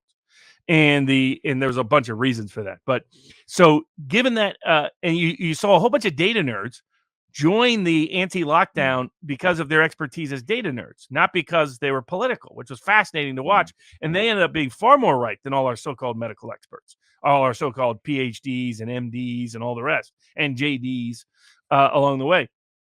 You're seeing the same thing in the military context. Guys like this armchair overlord, guys like, we mentioned Jacob Dreisen, Jacob who's now putting up his report as a blog. A lot of these folks and a bunch of other people I follow, nice little podcast people, Russians with attitude who follow other people who Twitter try to temporarily ban. And they're just historical people, but they're providing tons of great information and intel, much better, much more accurate than the public media, the military experts that are on Fox News, that are on Twitter, that are in social media, etc. And so it's been fascinating to watch because I can't believe personally. I know Milley went out there and said Russia's going to win in 72 hours and they'll take Kiev in 3 days. I can't believe Milley, or at least the analysts in the Pentagon, really believe that. There's no way. Like, if you look at some of what they were writing before the war, they were talking about how it'd be a protracted war, how Ukraine has had these built-up fortifications that actually the Soviets built up all the way back to the 50s and 60s and 70s. Places like that plant and Azovstal, which had all of its layers designed so that it could withstand bombing in a world war. All of the and that nobody knew that better than the Russians. And then you add, like, look at the sieges of Kiev that have taken over time. The Russians are intimately aware of what has happened in those sieges of Kiev because they were sometimes the ones protecting it. And even when the city was much smaller, had less sophisticated protections, and say it was the Nazis raiding it, so they had no concern about civilian life or infrastructure, it still took a forever for them to be able to seize Kiev, even when they had manpower advantage. So they thought they were going to take a city of 4 million with 50,000 troops in 72 hours. I just can't believe people at the base level of the Pentagon thought that. I get it was a convenient lie to spin to the press to set up false expectations. So when the Russians didn't get it, you'd say, see, all our spending on the Ukraine helps because they're able to win when they couldn't. But no honest military analyst that I knew sincerely believed that. But you had all these dimwits on social media, and I think it's because of how corrupted they've become. I can't believe most of them really believe it. There might be a few because we got some slow people at high levels of positions because of the politicization of the military. That's almost Soviet style politicization of the military, is that it has led to people who do not have an actual they didn't go through the ranks because of their skill. They rose through their ranks because of their politics. That's why we have a woke military at the top of the hierarchy, doing ads about women and trans and the military. It's like, what the heck? I mean, that's their mind. That's why you have Milley saying, I read about white rage because I'm deeply concerned about white rage. Matt, you want to look at some of the tattoos on some of the people we're supporting in Ukraine if you're concerned about, racially motivated rage. But so this is the kind of mindset and mentality, and they cash in the defense industry. So this is the biggest boon to the defense industry in a long time because this war is beautiful. You expend a bunch of munitions that don't even work. I mean, most of them are old, or they're going to get bombed into oblivion before they ever get to the front lines. Or if they get to the front lines, the Ukrainians have no use for them. Even Zelensky admitted this the other day. Said, I keep asking for weapons, and they send me weapons I didn't ask for, and we can't use. That's because they're not for you, Zelensky. The pounds of Colombian marching band that they're sending you, that's for you. But the weapons are not. The weapons are for them. So they have an excuse to either launder it to foreign places around the world off the books, or more importantly, to substitute locally. They're like, look at our need for munitions. We're running out here, folks. We got to put that defense military industrial complex on full scale blast. So I think that's part of what's happening is all these guys that are out there promoting the war are promoting weapons, right? That's what they're really doing. They're part of the defense industrial complex. They're going to say whatever they think the narrative needs to be to lead to more expenditure of weapons. Because if they came out and said, like Colonel McGregor has said, like Scott Ritter has said, or like people like Armchair Overlord, or just these other guys that are just randos on social media that understand military or military strategy history, or if you guys have talked about, if you understand if you just come out and say, look, you're understanding deep battle policy, understanding the advantages in munitions and manpower of the Russians, understanding that the local population in the eastern part of Ukraine, this part of Ukraine, is pro-Russian.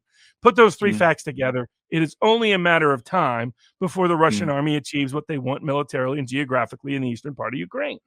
And especially if they have no interest in going to Lviv or interest in going to Kiev or interest of going west of the Dnieper River, other than maybe down to Odessa to seize the port, hold the Black Sea, and build a land bridge to Transnistria.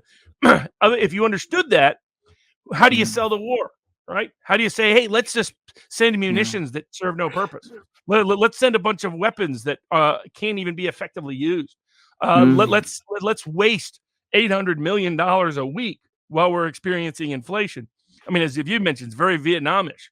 The guns and butter strategy did not work. It led to the skyrocketing inflation that we never got control over, led to Bretton Woods too, where we moved off of the gold standard to now creating the problems we have currently with the dollar.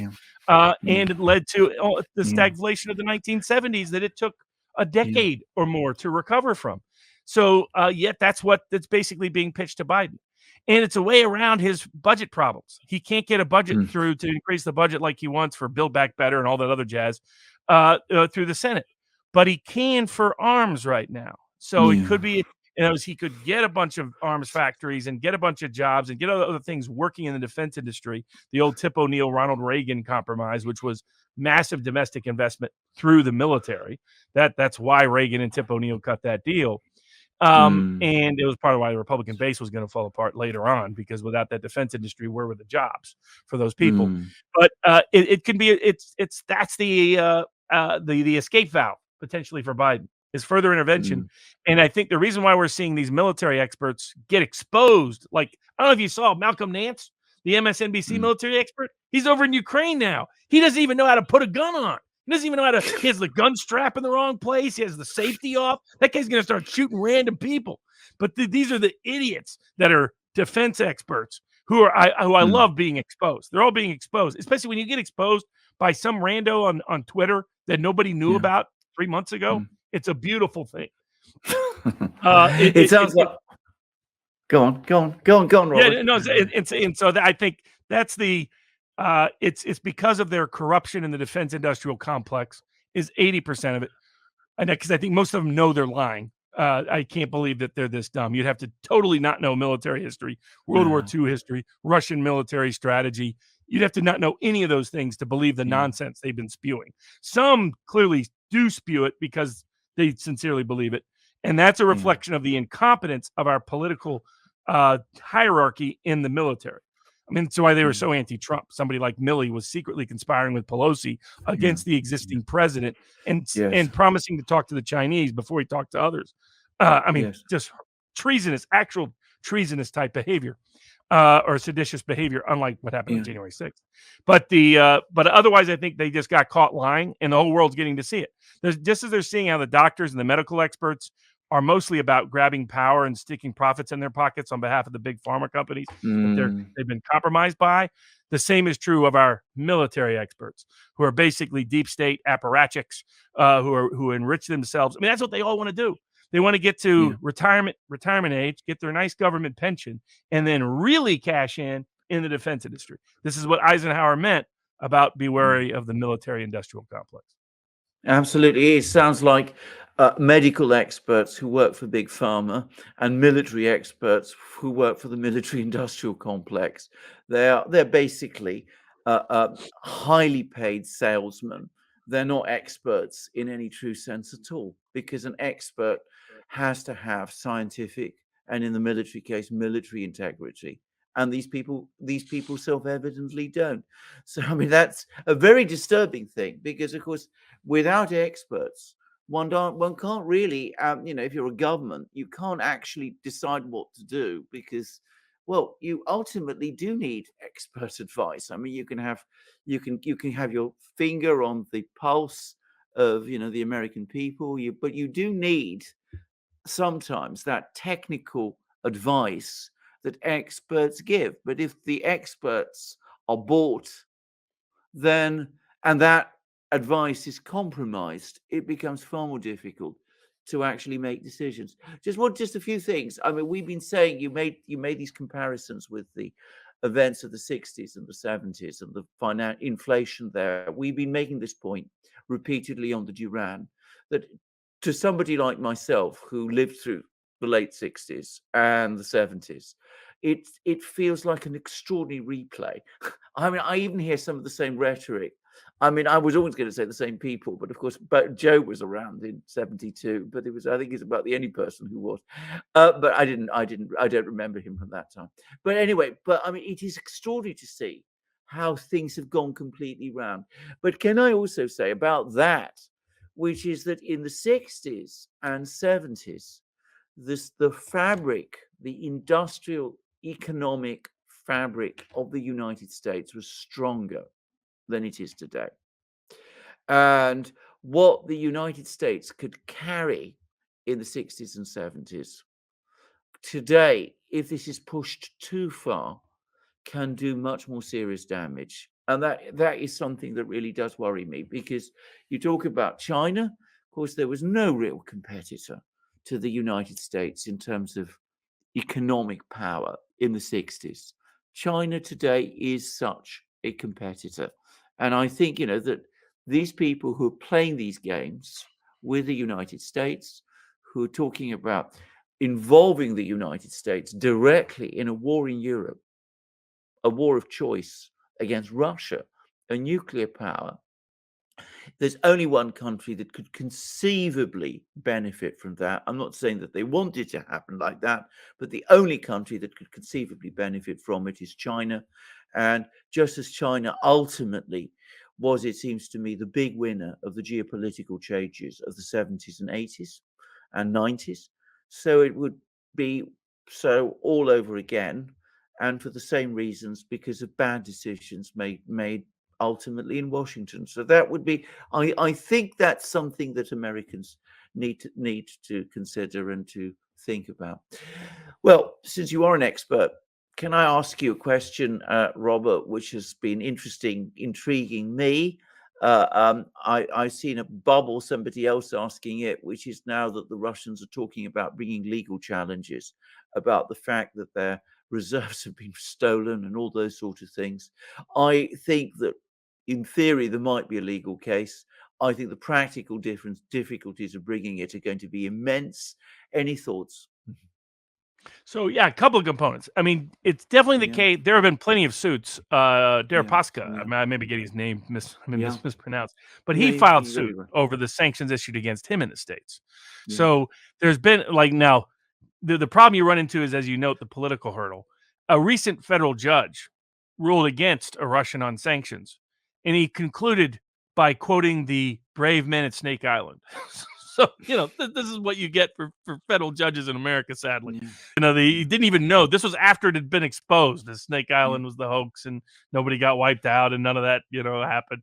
They said F you right before they said, and now we surrender. That's what happened. Yeah. But that is the hurdle. But legally, I mean, there are constitutional constraints on the so in the past, sanctions issues have given rise to First Amendment claims because maybe you're targeting someone for speech reasons or the right to petition the government or the right to assembly or the right of religious expression. My view is it has Second Amendment implications. That has not happened in the sense of self-defense context. They can steal your property without certain notice. I think that triggers self-defense rights, but that's another issue. Fourth Amendment issues, because it's searching and seizing property without probable cause of a crime. Fifth Amendment issues, not only right to due process, but takings without just compensation. And so in each of those issues, there's different rules that apply depending on whether you're a U.S. citizen or not. Yeah. My understanding is Russia's looking at bringing its own legal action. It's kind of interesting. I assume that they were going to have U.S. bondholders take the action. They are both more politically sympathetic and have a legally more substantial position. Because the problem is none of these deprivations of property. Because what happened was once the obligation to pay was triggered, legally, there's a good argument that the property right has now shifted. This is no longer the property right claim of the Russian government. This is now the property right claim of the person who was owed the money. Because only once that debt becomes due and they didn't get paid. Apparently, they got paid in rubles, but they didn't get paid in dollars as the contract required, as the original bondholding contract required. So they have potential claims against the bank on the grounds that the bank is tortiously interfering with them. The bank is going to rely upon on indirect sovereign immunity on the grounds that this is a state-demanded action. The problem is the law doesn't clearly immunize them in that way. And the second problem for the government for suing the U.S. Treasury, OFAC gets into these disputes several times a year because we keep escalating our use of sanctions. We went from almost no sanctions prior to World War II to we sanction everybody now. I mean, we kind of put sanctions, but it was more like an embargo on Japan and parts of Germany. But sanctions was really a post-World War II phenomenon. By the way, random side point, that populist senator from Ohio, Bob Taft, was one of the lead votes against the United States joining NATO because he said this is just going to lead to trouble. Just watch. He turned out to be prescient. But the people like J.D. Vance knew that history. But so I think legally, bondholders definitely have a claim. It's a little bit tricky since they were paid in rubles rather than dollars. They were paid, but they can and now the ruble has equal value. I mean, I think it's actually higher than it was before the war started. So much for that strategy so far. Though, by the way, internally here, like on their Twitter feeds, they think it's just a matter of days before the Russian economy still collapses. If you go to Drudge Report, which Matt Drudge, for people that don't know, sold that years ago, it was secretly sold. It's still secretly sold because they didn't want to diminish the brand. But Drudge has had nothing to do with it for years. If you go to their front page, you'll see coup right about to happen. Russia's, Putin's so scared he's locking up all the few admirals and generals that haven't been killed in the war. He's locking them up. The economy is just about to implode. That the Russian central bank just did some manipulation, which I find funny coming from the West, talking about central bank manipulation. Okay, but they just did some funny business, and it's just about to collapse. All that kind of stuff. But I think given those issues, the bondholders can still bring suit because they were paid in dollars. And there's probably issues with converting the ruble. I'm not sure how much there is, but there probably is some issue in the States. And then the Russian government can bring an action on the grounds because this is the seizure of property that was located within the United States, which gives it constitutional jurisdiction. And remember, they said immigrants they said non-citizens from foreign nations could sue Trump over the so-called Muslim ban. So if they could sue, I don't know how Russia can't sue, but here the property's here. So property's here, they can sue over. And the question is whether we complied with constitutional restrictions. We did not. I mean, this did not go through any constitutional process.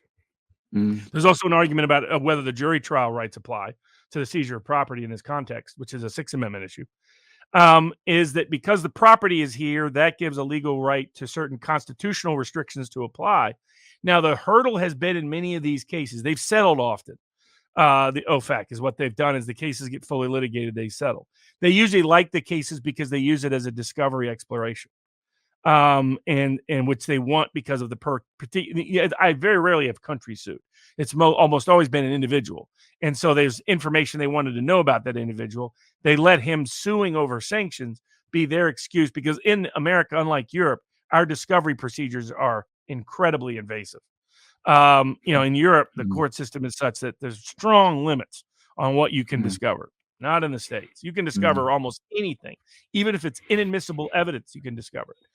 But that wouldn't probably apply as much to the Russian government claim. No. So I think their hurdle will be politics. I think legally they're right. This was property seized without due process of law, clearly, constitutionally. You could argue certain treaties that may be applicable. And so I think that's my short answer. Yes, there are claims. Russia would be much better off if American bondholders were the ones bringing those claims, though. I entirely agree. I should say that I was reading the statement that Nabulina, who is the central bank chair in Russia, was making. And she says that they're going to really, really look at whether or not they can bring legal claims. But she's not unaware of the enormous difficulties. I'm entirely of the view that it should be left to the bondholders. And I think it being potentially extremely embarrassing because on the face of it, and all that you've said has reinforced this view, I think these are very strong claims. I mean, yes, these people have been paid in rubles, but it is extremely difficult if you are paid in rubles and you're in the West to convert those rubles into dollars now, because you run up, as I understand it, against a whole new layer of sanctions. Where do you convert your rubles? Which bank is going to convert it for you? Exactly. And the other problem is political paranoia. We've had so many self-sanctions. So many of these Western is the reason why oil froze for a while in the sense of transport. There were a bunch of Russian ships around with oil around and no one would dock them. Even though they weren't even subject to sanctions, they were explicitly exempted from the sanctions.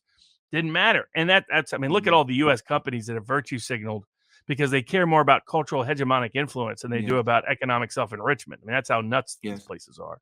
Ultimately, that's going to be their own stockholder issues. But that's the other. I mean, the people that voluntarily left the Russian market, in my view, violated their obligations to maximize shareholder profit to their shareholders and breached their fiduciary obligations. The Twitter board might be learning about that soon as they try to keep Elon Musk from making Twitter free for everybody in terms of free speech. But yeah, I agree with you. Much stronger to bring that claim on behalf of an American bondholder. And it was the reason why a lot of us thought that we were skeptical that the Treasury would really go through with all this. Because if people look at that list, there's going to be there's going to be people with real political juice on that bondholder list. I mean, there's some big pension funds that had Russian bonds. And so are they going to screw over your ordinary pensioner? We always thought they would release the funds for those payments. Maybe not anything else, but at least those payments. Because that's who they're stiffing right now. And again, it's not done in a constitutional or legal manner. But I think it'd be much harder. The other problem for the Russian government, if they bring suit, what lawyer is going to represent them? Well, I mean, we lawyers are said terrified exactly to the get same anywhere earlier. near 'em. Yeah, we said exactly the same thing today in a program that we did. I mean, it would be almost impossible to find for the Russian government to find legal representation in London now. Whether it be any easier in the US, I really don't know. I remember this happened during the Skripal case, by the way, when the Russians were trying to find a law firm that would represent them in attempts to reach out to the Skripals, to meet with the Skripals, to get consular access to the Skripals as they're entitled to under international law, under the Vienna Convention. And the word went out from Whitehall that no law firm that was, concerned about its future would agree to act for the Russians in that kind of case. I have to say, I was profoundly shocked that happened. I mean, depriving a party of a right to legal representation. I mean, I never thought such a thing would ever happen. I mean, the implications of it are terrifying, but it did happen. I mean, I know it did happen, and I wonder whether it would be any different in the US at this time, even if you didn't have, people going out and actually warning people not to represent. But I wonder whether there would be any, law firm capable of running this kind of case that would be prepared to take it. And you have to deal with all the sanctions issues. And you see with all the election fortification lawyers, they were all subject to a wide range of ethics, punitive actions. So I'll say, I do know a lawyer who might take it if you have a lifetime of Cuban cigars and a Dutch in the Black Sea to offer. We won't inquire too closely in an open program as to who he is or she is. But yeah, I think it'll be sadly a whereas American bondholders will have no problem. I mean, these are some powerful pension funds, some big investment groups. I entirely agree. Let's since we've got you and we're talking about legal subjects, because there's all sorts of legal subjects. Now, when we had our last live stream, and I don't know how much time you have, Robert, but you were somebody who was who takes an interest in preemptive law, preemptive war. That if a country perceives a real and present danger to its security, to its survival, even, that it has a right in that sort of case to act preemptively. And I think that there is actually good legal authority for this. I mean, you have case law actually going back, I think, back to the 19th century, which says that you can do it. But of course, this is contested and disputed by some people. And of course, it's the argument that the Russians are making, that basically Putin was making at the commencement of this war. I mean, what is your views about this? I mean, I think you are sympathetic to these kind of arguments. Is this right? Absolutely. I mean, I see it as self-defense extended, and I think the state might have broader obligations of self-defense and broader rights related thereto than even the individual. But and so I see it as, would you have a right of self? So, like, let's say I knew my neighbor across the street had a plan to shoot me, was putting that plan into place. Do I have a right to take preemptive action before he shoots me, or do I have to wait until he's got the sniper rifle right on my head? My view is I don't have to wait until he's got the sniper rifle on his head. Now, that is disputed even within American case law as to how imminent the threat has to be before you can exercise self-defense. I'm for a broad, robust, practical rule. I'm also for, I like laws that are that you can get most people to follow. I'm not a big fan. I'm not a big fan of labeling everything. Like a lot of my anti-war friends on the left are. Everything's a war crime. Going to war is a crime. Every politician's a war criminal. It's like, well, by that point, you've so watered it down that nobody's going to care about actual war or real more horrendous war crimes because you've so diluted it that nobody follows it. A law that no one will follow is not really a law at all.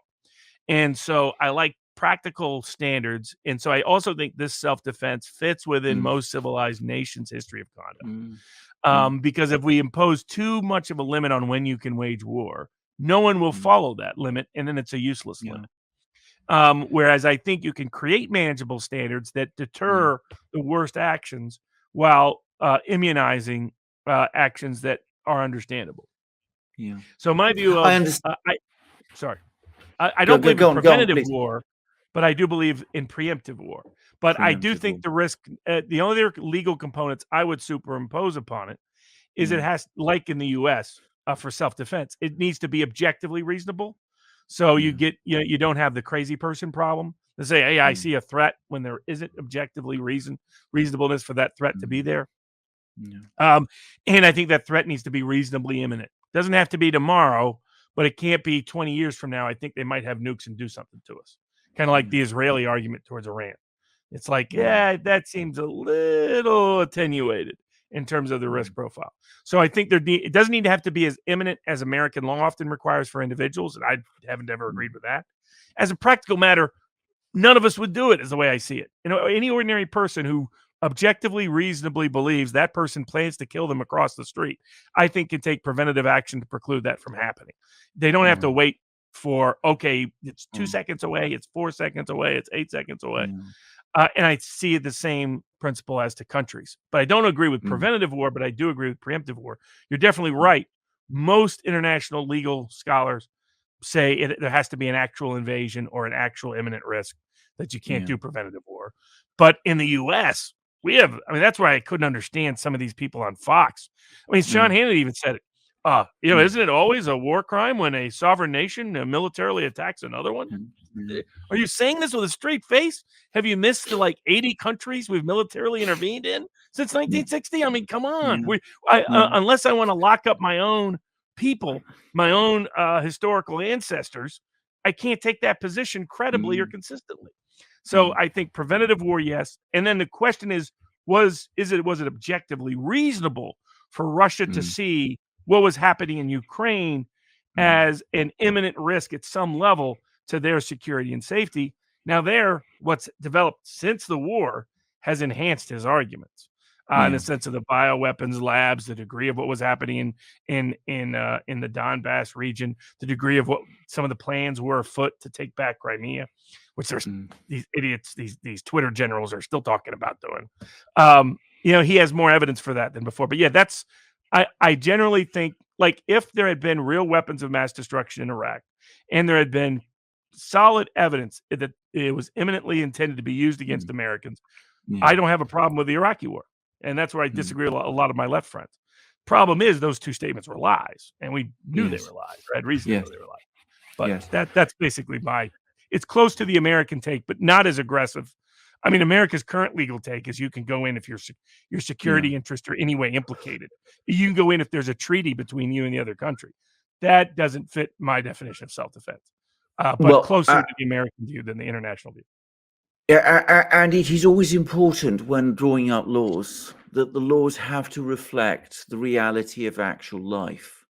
So if countries are going to take actions to defend themselves against what they see as imminent threats, then trying to outlaw that is unrealistic to the point where it can actually undermine any concept of law governing international relations in wartime and about war at all.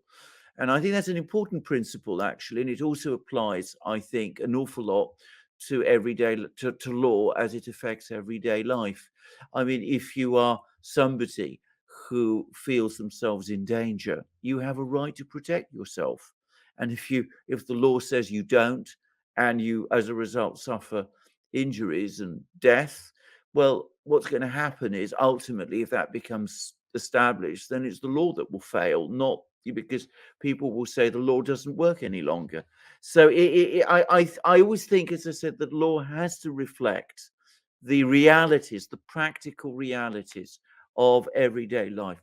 What I personally think is an abomination is this responsibility to protect doctrine. This idea, which is one we've seen originating in Britain, by the way. Tony Blair sprung it on us.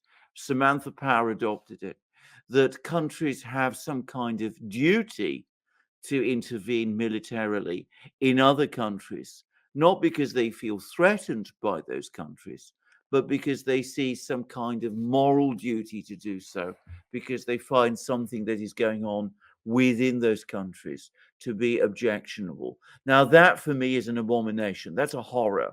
That is something that leads to absolute disaster.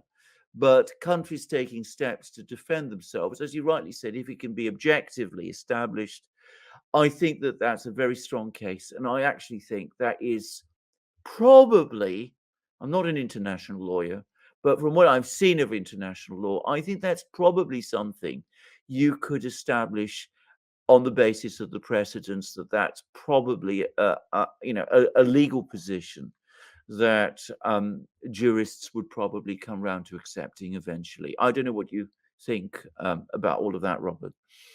Yeah, no, I agree. I mean, where I disagree with Russia, even though I understand where they're trying to go at it, Mm, is that no combatant immunity under the yeah, prisoner of war principles under the Geneva Convention can apply if you're neither a national of Ukraine yeah, nor part of their regular armed forces, because the Geneva Convention was designed in Russia of all people. I don't agree with all of what Professor Turley said on this point because yeah, he adopted a lot of the mythology of Fox News about what was happening in the war. But yeah. and he could have been much more detailed because this has been an Yes, extensively discussed topic yes, within the international legal community. yes, But it is often the case. I mean, you're allowed to be identified as a prisoner of war, even without being part of any military structure of a country, if it's the equivalent of like a self defense type action. In other words, you're yeah, invaded, it's your town, you go get a gun, it's your only option, you defend yourself. yeah, You get combatant immunity, not just all yeah, the protections of prisoner of war treatment, but the biggest one is combatant immunity. You cannot be legally charged with a crime by the people that hold you, that keep you as a prisoner of war, as long as you meet the definition of a lawful combatant under the Geneva Convention. And that yeah, is not limited to being officially in the army. It just requires it covers volunteers, it covers militia groups, it covers anybody, even covers people totally outside of the army if it's their only mm, means of self-defense at the time in defending their local area. The mm, Russians, by the way, have used mercenaries and used volunteer operations throughout its history, mm, both during the Soviet Union and afterwards. So they should not be rushing to embrace. I get why they're sending this message. They want to. There is a convention against training and recruiting mercenaries, and mm, clearly the Western governments are circumventing that. You know, Boris mm, is officially saying don't go, but then mm, other people are saying wink, wink. Would be great if you did. yeah, I mean, a couple of Brits just got captured in Mariupol, that's right. and so I get why they're saying this. They want to say, hey, we're going to treat you like a common criminal Yeah, if you are not from Ukraine and come to this battle. But legally, I don't think they can.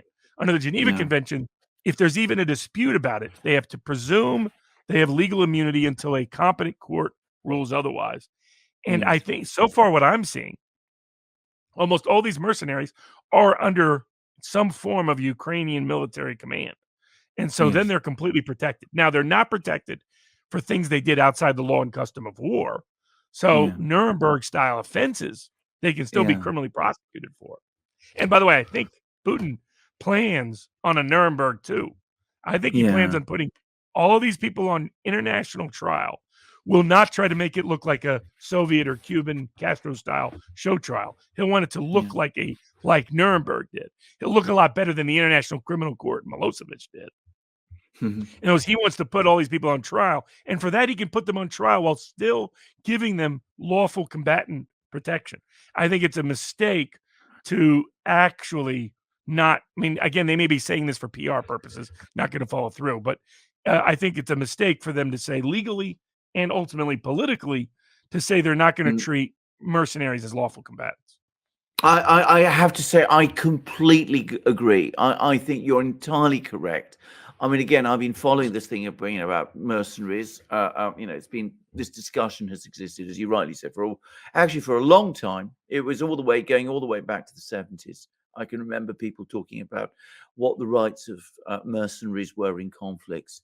I think you've stated the position absolutely correctly. That's entirely my own view. I think that even if this was a political move by the Russians to scare people away, I think it was probably a bad and wrong thing to do. And I think it is a mistake, actually.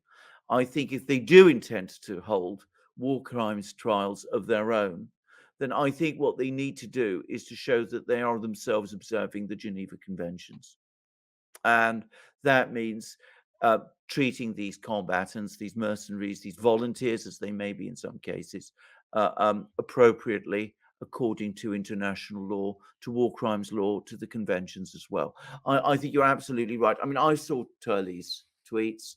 I too thought that he was getting some of the facts wrong, but I think on the underlying legal points, I think he's absolutely right. And I agree with him, and I agree with you. Absolutely. Yeah. Well, it'd be The interesting to see how. Go on. yeah, Sorry, I mean, didn't mean what to do you think interrupt. now? I was going to say one other transition topic. You mentioned earlier the biggest profiteer from all this is China.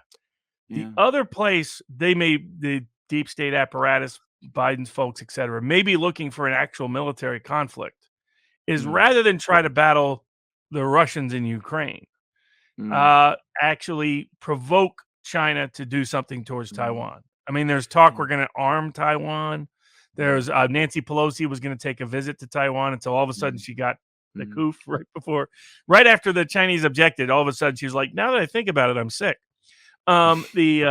And I mean, that whole Pelosi comes from the old Democratic political machine. Her dad is like the Biden style machine. Her dad was a big political machine guy in Baltimore, which reflect all the underlying dynamics with Kamala Harris. Yeah. Kamala Harris came up attached to Willie Brown. You had all these Democratic factions in San Francisco, still fascinating. You had the Feinstein machine, you had the Pelosi machine, which includes Gavin Newsom, and then you had the Willie Brown machine. And these were nationally powerful political machines. And Feinstein has been one of the people that's been more, let's not get into a war with China. Now, of course, she had a chauffeur that ended up being connected to some interesting people, but that's another story. And of course, Chinatown is in San Francisco. But these aside from the internal San Francisco politics and how that bleeds over into all this, one alternative, and Milley seemed to suggest this. Milley said that he was suggesting he was suggesting a two-war front implicitly. He said our two great enemies are Russia and China in a recent presentation to Congress. And you see this escalation, not only in all the political rhetoric, in which has only triggered the Chinese officials to be harder. They're sending out memes with America putting a gun to their head. I mean, very aggressive language and rhetoric for China to utilize. Their position is hardening, not softening. And then there's talk that we might arm Taiwan. I think it's even more nuts. Well, it's about as nuts, I suppose, as going to war with Russia. But it maybe the alternative is to shift to Taiwan. They might think they may have more sympathy there because there's historically more people pay more attention to Taiwan in the States than they have to Ukraine. Now, it's still a minority of people, but there is still more of a concern raised there. What do you think the prospects of that are? I mean, it strikes me as insane, but going to war with Russia over Ukraine strikes me as insane. Well, absolutely. Well, can I just say, I mean, I think it would be insane. I think it would be completely insane. But can I just say something? I think that the political leadership in Washington, I think, misunderstood many of the signals coming out of Moscow. They were warned. I remember the Russian ambassador said, do not underestimate our resolve. I don't think they understood that. I don't think they understood the resilience of the country that they're coming up against, the fact that the Russians see this as an existential issue for them as a nation. And I think this was something that was not understood in the United States by the leadership there.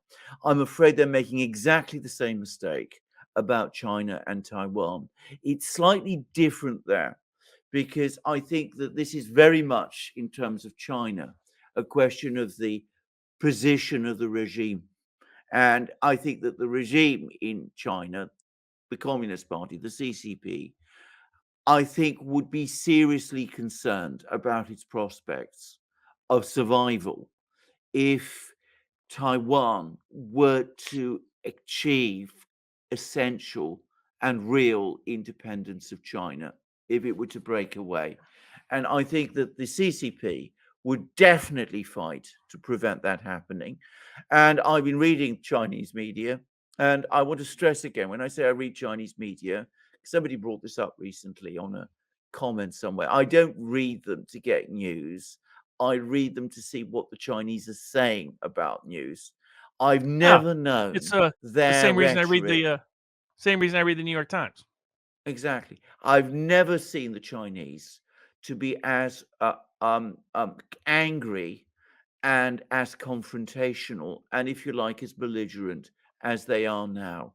And I did a program recently on my channel in which I was, from Global Times, they were quoting all these military officials. The military official who was in the military district that would be engaged in the fighting in Taiwan if there were ever a fight there. The spokesman of the Ministry of Defense in Beijing, the foreign ministry spokesman, and they were breathing fire. And I think that this is not something that one should think is bluff. And I think if people like General Milley think it is, I think that we are running huge risks, greater risks even than we would be in Ukraine. And I say why I think that, because I think the Russians ultimately would want to see some sort of compromise. I mean, in the sense that there was a war in Ukraine involving the United States. The Russians, if they achieve their objectives, would want to find a way for the United States to retreat. And I explain why. Because Russia is not as strong as China is. It's not as strong as the US is, not in aggregate. And they want to keep these two powers there in balance. They don't want to have a situation where the US is defeated, retreats into its shell, removes itself entirely from the geopolitical landscape, because at that point, Russia is left facing China on its own. And they may be the best of friends, but in that kind of situation, the risk is China becomes over dominant and Russia then becomes clearly dependent on China. So from the Russian point of view, having a balance between these two powers, even if their alliances are with China at the moment, suits them, because that means that the Chinese feel, for one thing, that they need the Russians, and that gives the Russians something, some maneuver space with the Chinese in the future. The Chinese don't think like that. If there is going to be a war in the Pacific over Taiwan, the Chinese will not give the Americans, the United States, the same. They won't be prepared to give the United States the same kind of off-ramp. And that means that the potential for escalation and disaster is much greater.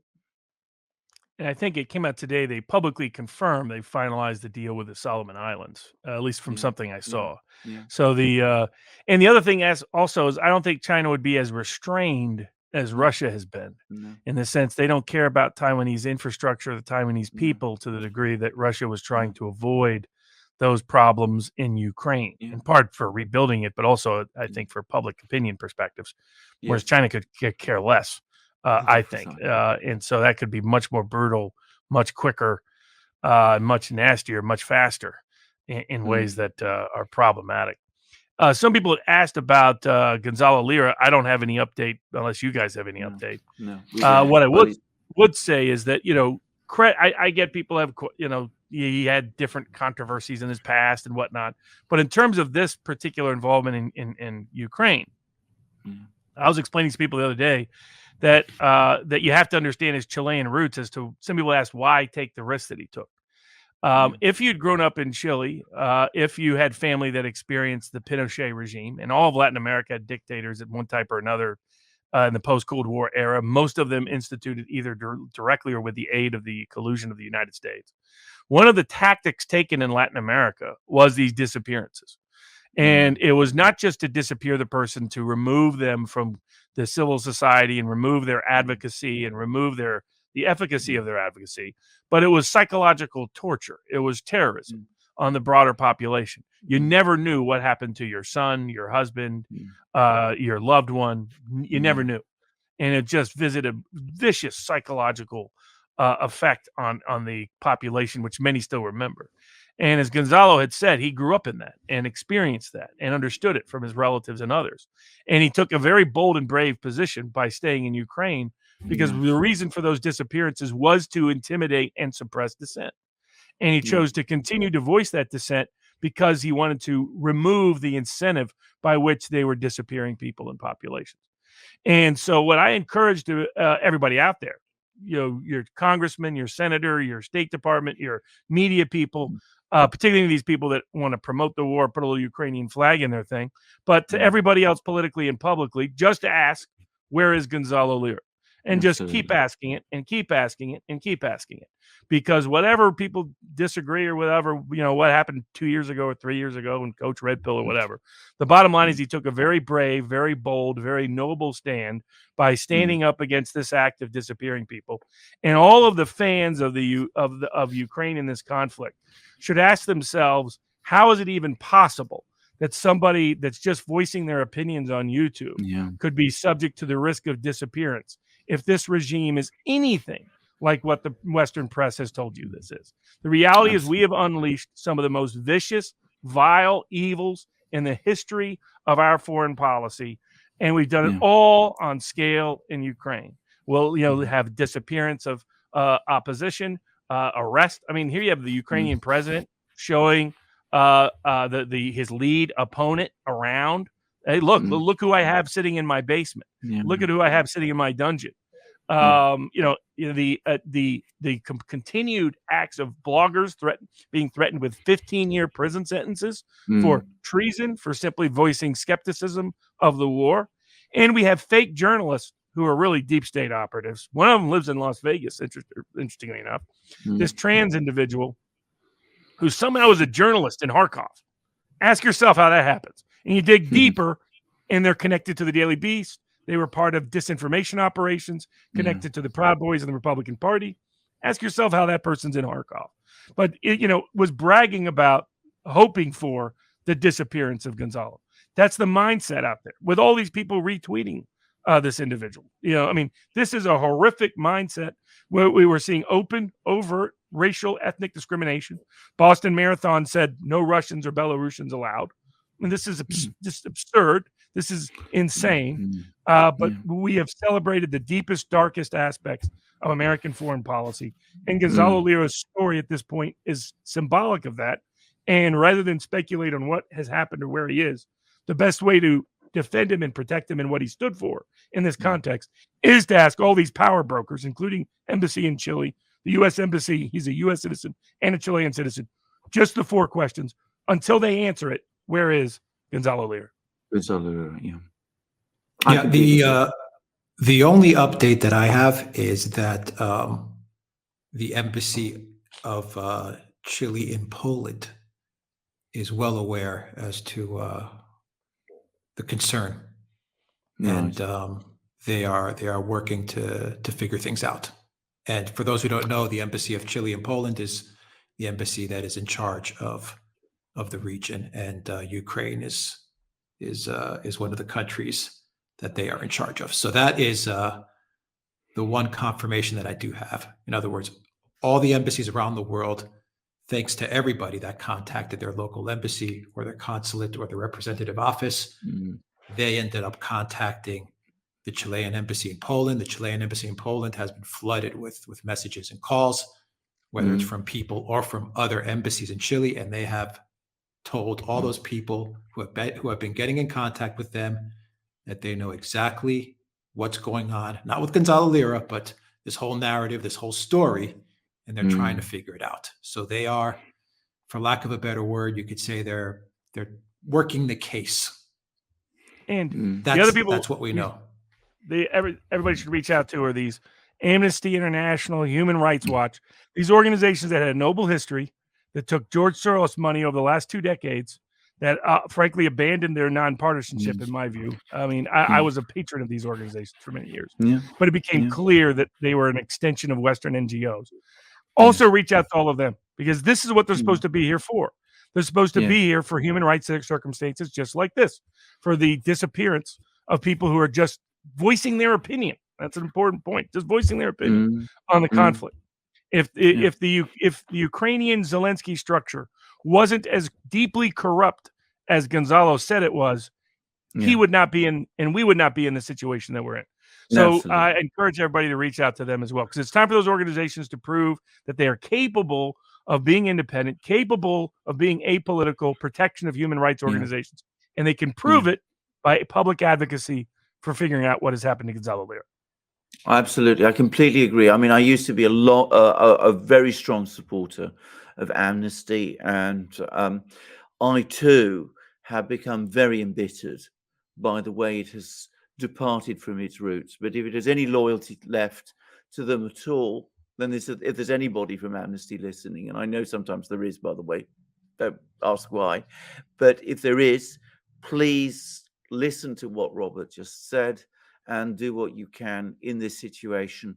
Certainly, the authorities in Kiev, the authorities in Kharkiv would not want Amnesty to criticize them, not at this time. Absolutely. And some of these people, like, I was shocked at the Washington Post story where American big tech companies are using facial recognition software and deep mining social media data to help Ukrainian units identify dead Russian soldiers for the purpose of contacting their mothers and showing them the picture of their dead sons on the battlefield. This is morally horrifying conduct. Yes. But what these companies should remember is this is also illegal conduct. In the one, you can enforce a range of Nuremberg Code provisions, Geneva Code provisions. A range of these are enforceable in U.S. courts. There's that part, including against foreign nationals. I mean, they should have figured this out from the FIFA issue, right? How is it we're indicting people in New York?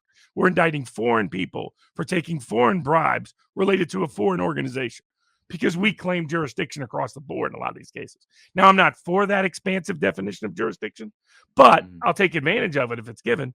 And that means right to sue Ukrainians and other people for bad acts they do in Ukraine on behalf of people who are connected to victims of that. But it's definitely the case that U.S. companies engaging in outrageous conduct commit the tort of intentional infliction of emotional distress, conspiracy to commit that tort, aiding and abetting that tort, an accessory to that tort, for which they can be sued in any state in the United States. And if these companies continue to provide this assistance, when they know what it's being used for, is broadcast on the front pages of the Washington Post, which I find this morally horrifying, that they are, I mean, using your technology so you can call and basically mock a Russian mother, look at your dead son. This is horrifying conduct. That I see people justifying this is unbelievable. It's like these people should look in the mirror at how insane they have become. They have looked into the pit and seen the monster and become the monster. But these companies should know they will be and can be legally sued, and there'll be lawyers like me that will take those suits solely to make the point, because this is deeply disturbing behavior by big tech companies in America. Absolutely. Well said. Well said. Absolutely. Well said. Well said, Robert. I have to say, I found it horrifying. I found it obscene. I didn't know the full extent of the legal transgressions. Sometimes one knows something is utterly wrong and one doesn't necessarily realize that it's also illegal too, because it doesn't always follow that because something is horrifying, it's illegal. But in this case, it's clear that it is, and in the most basic way. We don't have these kind of laws, I suspect, to the same extent in Britain, because we depend too much on judge-created privacy law here. We do have data protection laws, but anyway, that's another story entirely. But privacy law in Britain is judge-created and, frankly, rather disastrous. It's a complete mess, at least in my opinion. Well said. Gentlemen, 2 hours, 30 minutes. Absolutely. Perfect. Well, a wonderful program. Amazing. Amazing. Yeah, thanks program. for all the. By the way, Alexander, are you Mercouris? Is that the Mercouris family from Greece? Absolutely. She was, if you're thinking about Melina, she was my aunt and my very good friend. I used to write her speeches once upon a time. Oh, really? Some of them, not all of them. Many of them. Well, Yeah, I mean that's a great family pedigree. I was telling somebody that if I had that family pedigree, I would find an excuse to drop in a story every single video I did. My uncle, my aunt, my grandparent, you name it. If I, I had a great grandfather who was Colonel Prescott, who said, "Don't shoot until you see the whites of their eyes." But unfortunately, after he said that, they all died. So I only can use that story a little bit. But yeah, that's fantastic. That's amazing history. Thank you very much. Well, Robert, if the Greek in me would have no hesitation in bringing it up all the time, but English diffidence, which I've acquired, has unfortunately made that impossible. But no, she is, and when we meet and we have a good time together, as we certainly will one day, I will tell you all about her. And she was very interested. And by the way, can I just say, she loved the United States. She married an American. She Right. used to come to the United States often. She loved the United States. The country I know that she had always problems with was Britain. She didn't understand it, and she had all kinds of issues with it and the way the British worked. And of course, she always used to campaign vigorously to get the Elgin Marbles returned to London. And I wrote some of those comments and speeches as well. Yeah, ultimately they did return to Athens, right? No, they're still here in London. No? They're I all didn't know. in the They're still in Museum. London. The British clinged on to them like, the precious possessions that no doubt they see them as. But anyway, we got lots of looted artworks from all over the place, by the way. Greece, China, India. Our British museums are full of that sort of thing. But anyway, no, they haven't returned them, not yet.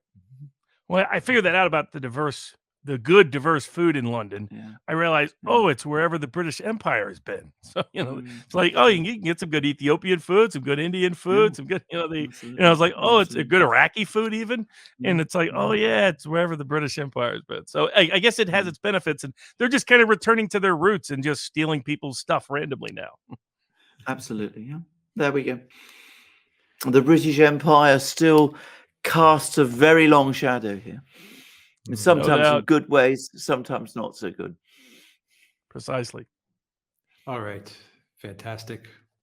Robert, thank you. That was fantastic. Yeah, that was a lot of fun. Show. That was a fantastic show. I have been putting in the chat the link to your locals page because at the beginning of the show, I forgot to ask you for that plug, but I've been putting it into the chat the whole way through. Give us the plug for your locals community, Robert. Oh, sure. The second only to the duran.locals.com, vivabarneslaw.locals.com, where you can get not only exclusive content, share your own exclusive information and content. I get tons of help from the community on the board that share links and stories and information and insights. And then there's also, most of the content is for free to all the members. There's a Hush Hush series and a little bit of stuff that's exclusive.